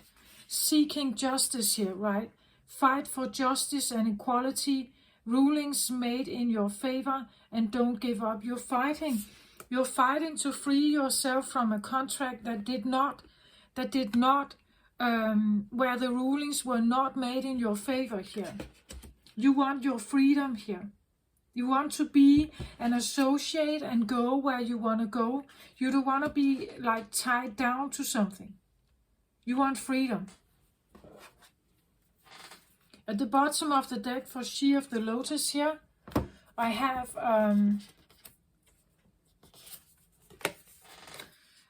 evolution. Definitely, evolution is about growth, personal growth, becoming stronger, saying no, like, like spreading your growing wings. Let's say you have been a bird who couldn't grow wings because there was almost no room for the wings, right? The only way that you could travel and fly was in your dreams. Astral travel, the only way you could fly was in your dreams, because the real you was forced to be here somehow, forced to be in this realm or limited space somehow, limited consciousness maybe, limited consciousness, limited social construct of who you are and what you can do. You have been limited in your perception here, I want to say, of how you are, who you are, and that you could take in the airspace here. You could take in the airspace. That could be your realm, right? This is your realm. But it's like you have never touched upon it. It's like it has been forced down, as I said, the deep water. It has been like pressed down to a bare minimum, I want to say.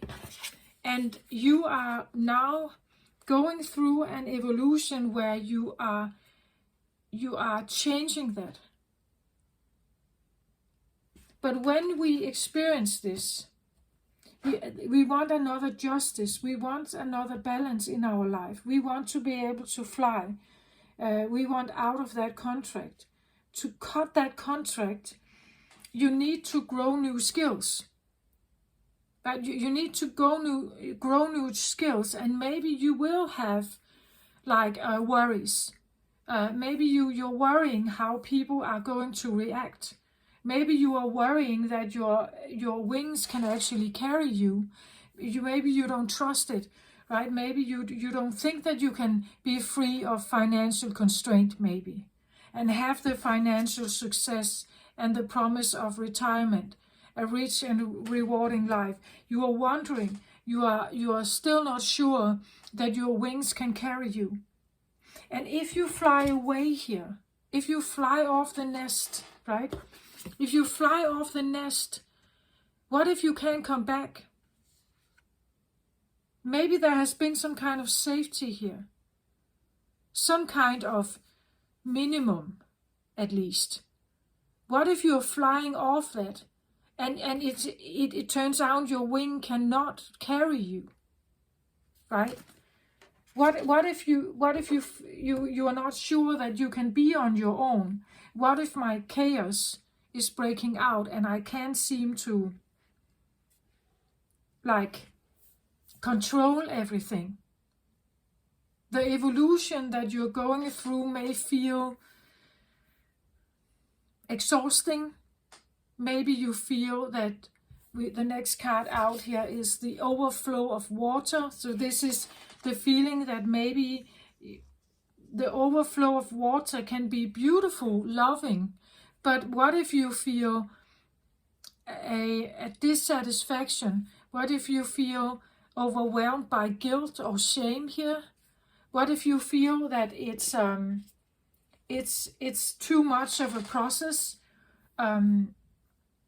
The Sun card was out there as well. I feel like it's about taking your power back. Become that sun, right? Trust that your wings are going to carry you. Don't doubt yourself, right? I believe whatever you have been in here, this contract has been a contract that made you doubt yourself. That made you not believe that you could do this. That you could have balance and harmony between yin and yang here. You could be that one. You could have the justice. That you could have the happy ever after life here.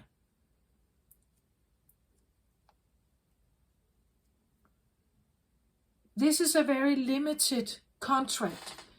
It may have given you, like a financial basis of something, but it always also, I feel like, may have kept you like small, right? Maybe you grew up with financial restraint, right? Maybe you grew up with, these are the next card out, with worries here. Nine of Swords. Your worries are unnecessary, right?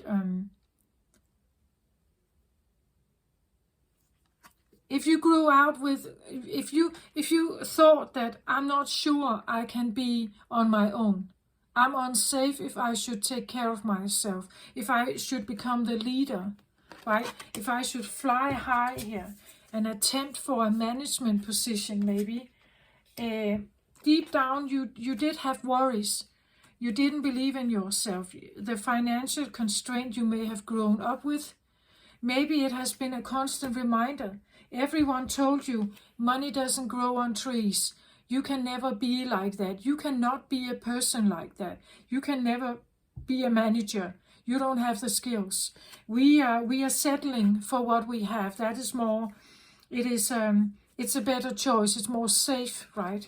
So even if we are living small here, it's safer, right? We are safe here. But it's also a life of fear, right? It's a life of the moon, of the fear. It's a life of worrying. It's a life of discontent where you never seem to have balance. It's a life of discontent, of not feeling good enough, of worrying about the money. The money is, you could say, the second house. The second house is safety, security, food on the table, shelter, warmth. That's the basic needs, right? But money can also, you can buy a certain outfit. You can look in a certain way, you can present in a certain way, and in that way you can attract maybe certain friends, certain lifestyles, certain goods, things, cars, jewelry, You can attract a better life, right? A seemingly effortless and worryless life. If you have the money, right? If you have that stability, if you have this here, if you have this in place, you can have everything, right? You can buy everything. You don't have to worry. There are no financial constraints. You're taken care of. You are hugged and safe, right? If you have that safety, as I mentioned before, if you have that safety, it's not something you worry about.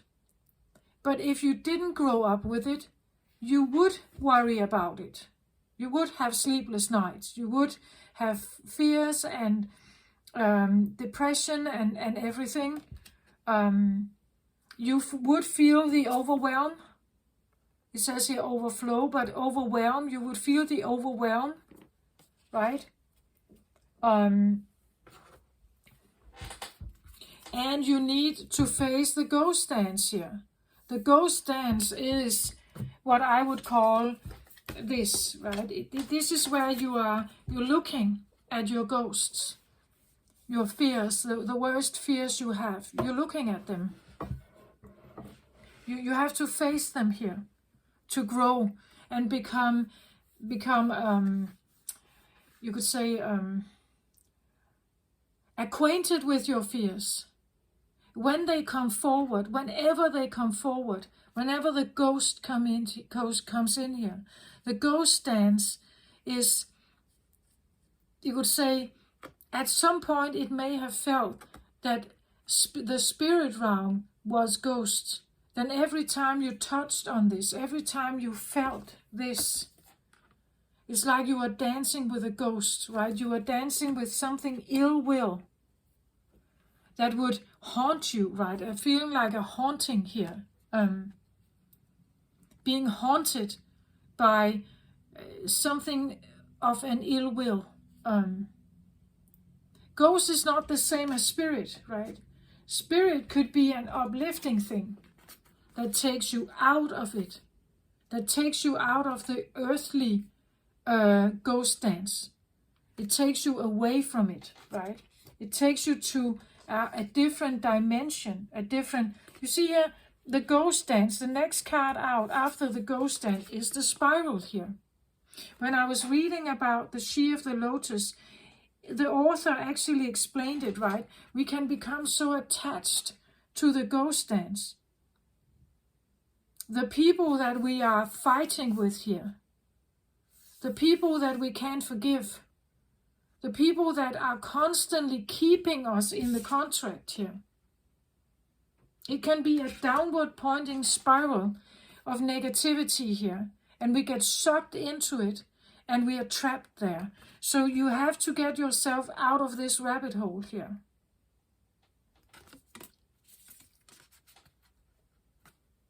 Get yourself out of the rabbit hole The next card out for the mystical shaman here is the standstill.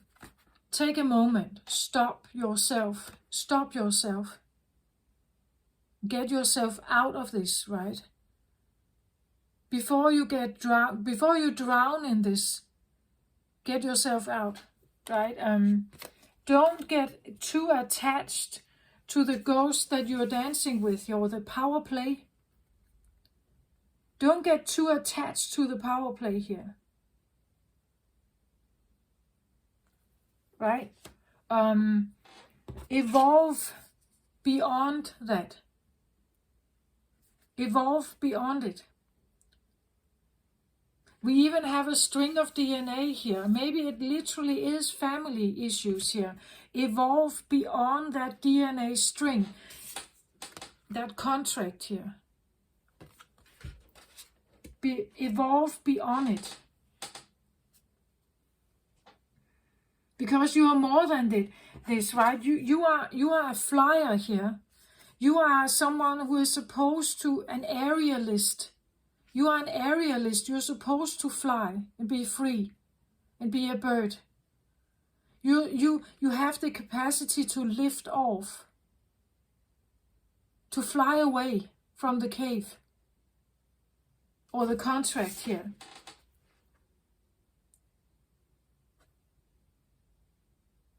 Unless you are a bird that is kept in a cave, you have always the ability to fly away.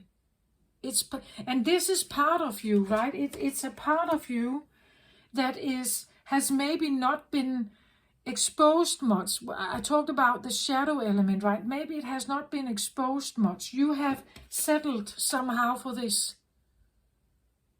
Or at some point you did. And you gave up something else, right? You gave up a certain sense of freedom by doing this. You became the little bird here in the little cave. But it's not who you are.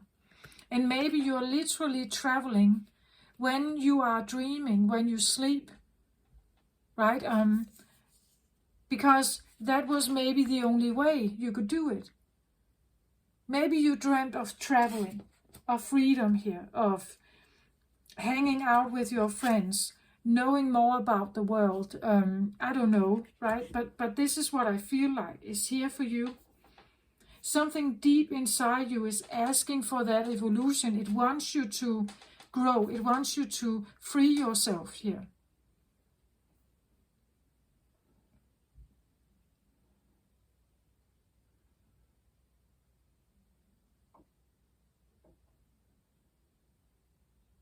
And it wants you really to look at your cave. Like if you have been in some kind of constraint, cave, injustice here. We have the justice card as a driver. So there must have been some kind of injustice, I feel like. If you have settled at some point for this cave, made yourself a little bird, maybe just not even a bird. We see the shaman. The shamans usually work with the earth, right? They work with the earth element, Gaia. But what if you were never meant to be that one? What if you were never meant to live in the forest with all the trees? All the trees are... A little bird can fly in the forest, but a big one cannot. Not in the forest. They have to fly over the forest, right? They cannot fly in it. Then they will break their wings. There are too many trees to navigate through. It's too dangerous, right, to do that. You have to become small then. Then you can fly through it. But what if you are a big bird here? What if you are a dragon here? What if you are a dragon? Right? What if you are a dragon here? Not just an owl, not an eagle. What if you are a dragon? You cannot fly in the forest. It's way too limiting. Way too earthy, perhaps. Again, the consciousness is very limited here to the earthly matters. Again, everything that has to do with maybe money, second house, safety, security, education, work, work status, work identity, because if that's the world you grew up in here, you grew up in a world where everything had to do with second house. You never came to the third house, which is you, Gemini.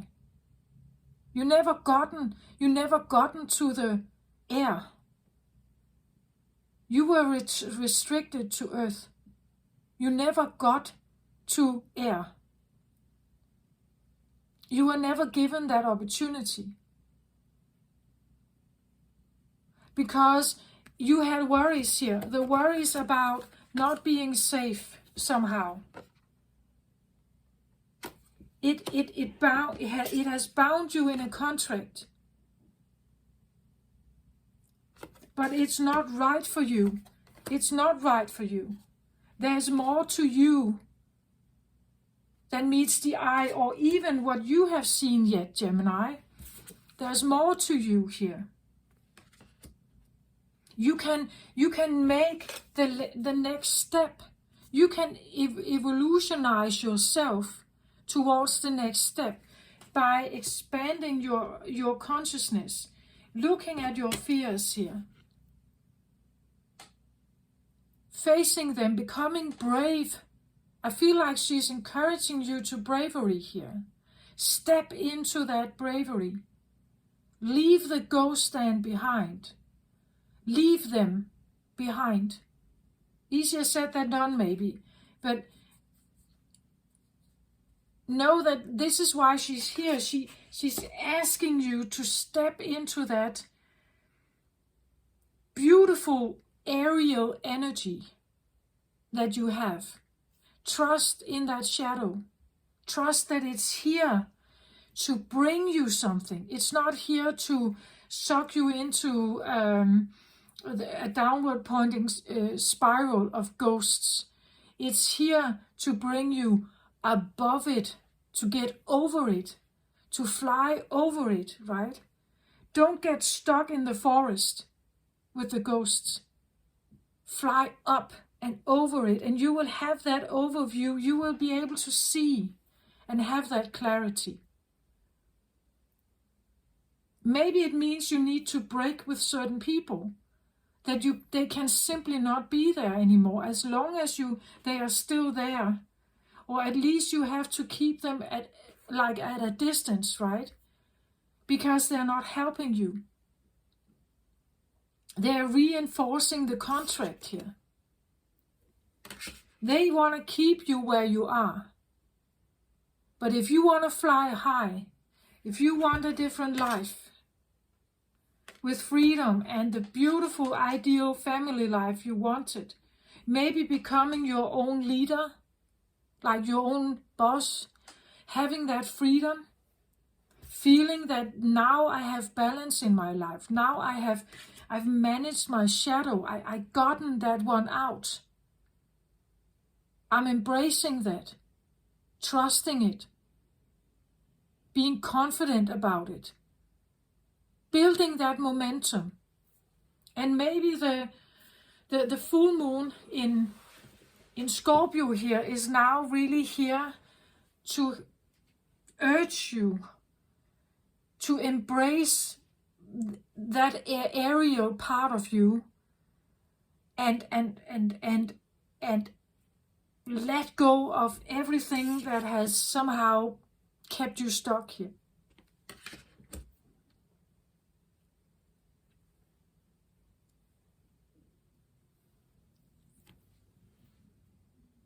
And this may mean that you are facing all the fears, all the water, all the overwhelm that could keep you from going forward, that could get you worried, that could get you worried about your safety, that reminds you of all the trouble, the ghosts, the contract, right? Maybe the full moon that is coming in will bring some of this forward, but it's just a reminder, it's a memory. and just take it for only that, Gemini. Know that you are on some kind of track here. Don't lose sight of what you're hoping for, your vision here, what you're looking for, the things that you are longing for here. Don't lose that sight.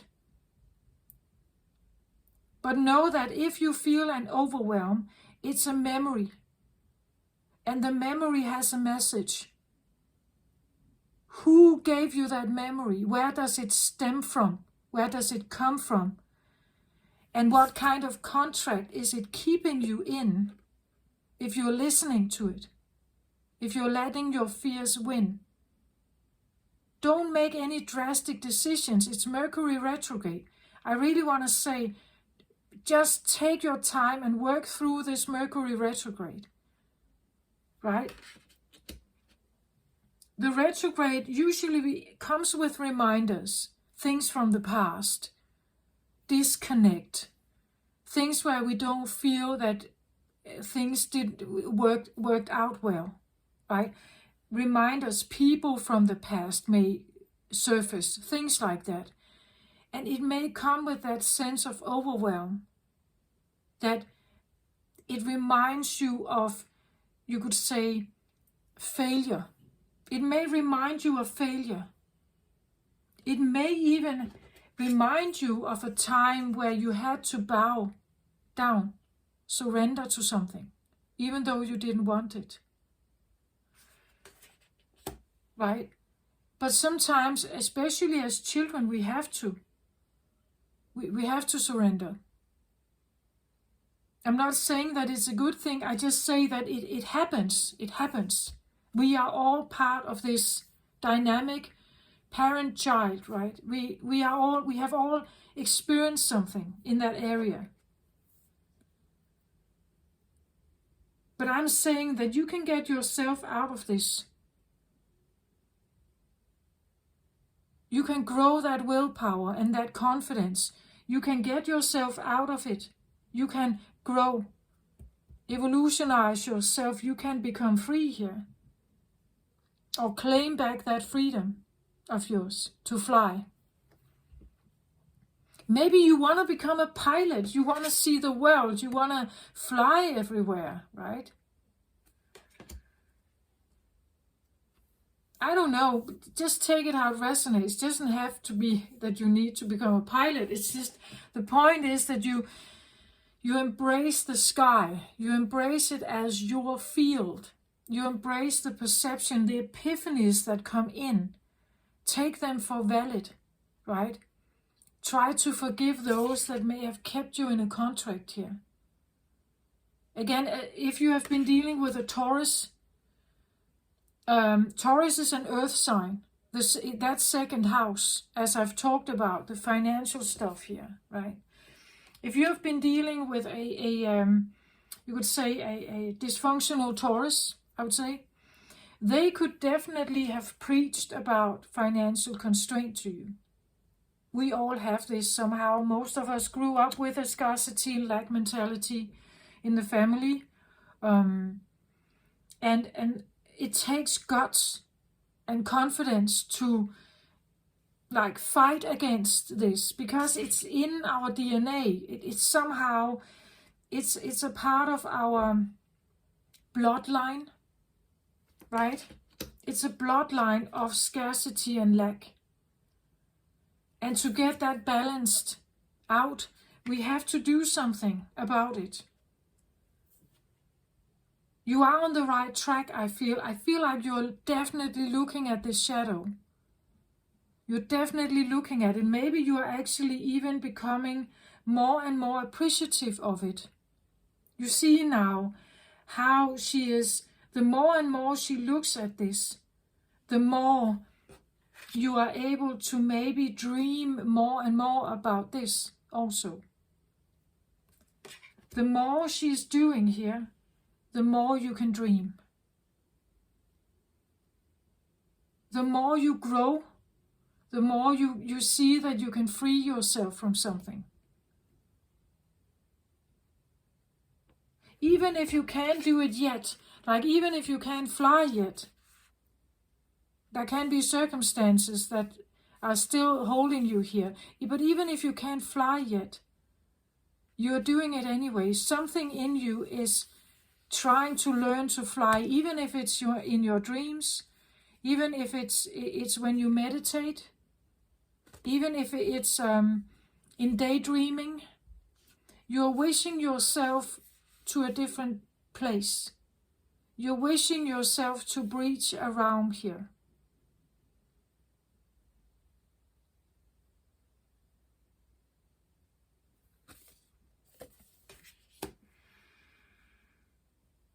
To have a new opportunity, right? You're wishing that.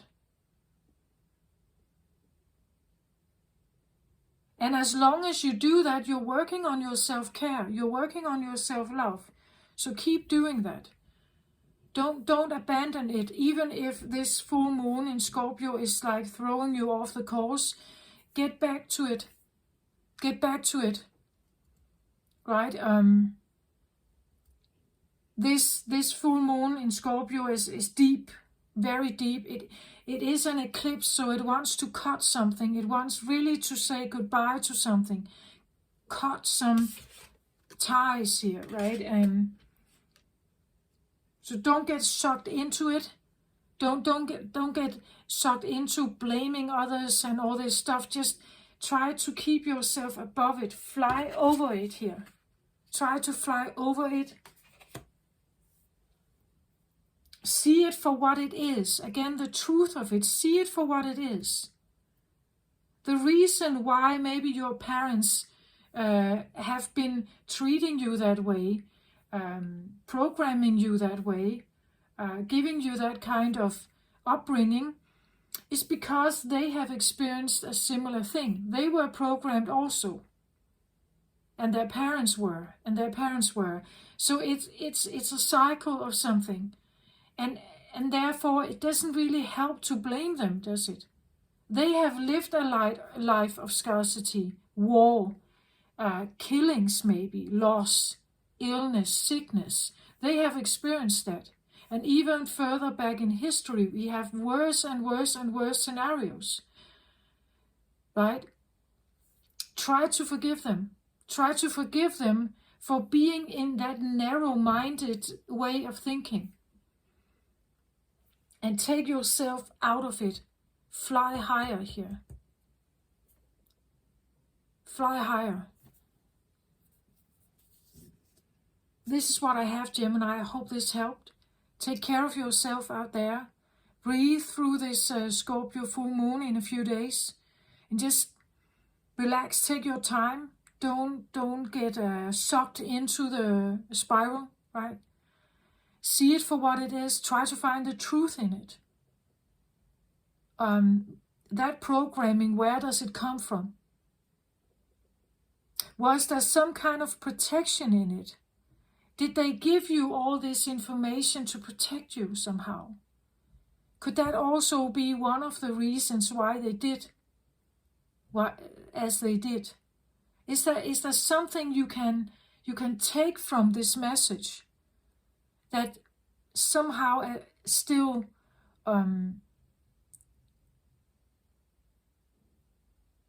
allows you to see them in a different light, maybe? They are speaking from their truth. They have raised you from their truth, what they have experienced, learned experience, right? Good and bad. But it doesn't mean that it fits you, and keeping you here in the forest, I want to say, in a very little limited version of you, this is not you. You need to get out and fly here. That is you. Curious, talkative, want to learn, right? You want to learn, you want to know stuff. This is a very limited way of treating you.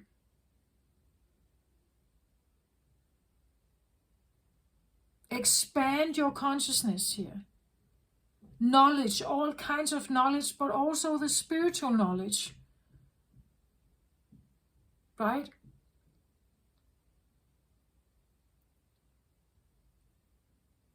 that's what I want to say. Even religious, if you want to,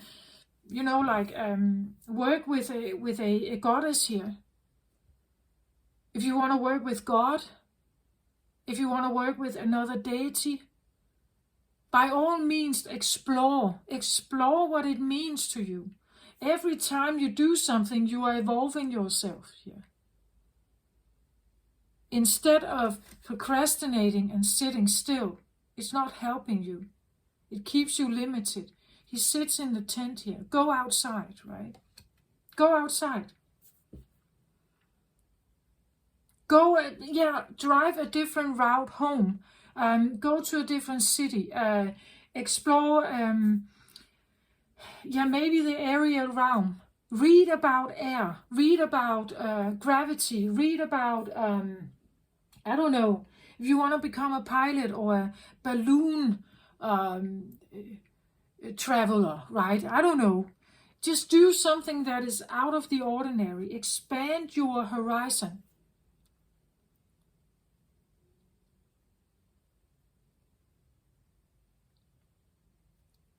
Maybe someone here is challenging you to do that. To expand your horizon. And every time they speak, it's like they are poking they're poking, right? Every time they speak, they are poking at a fear of yours. So maybe you don't like them, or you didn't like them, right? Maybe you didn't like them at first because they were poking at your fears.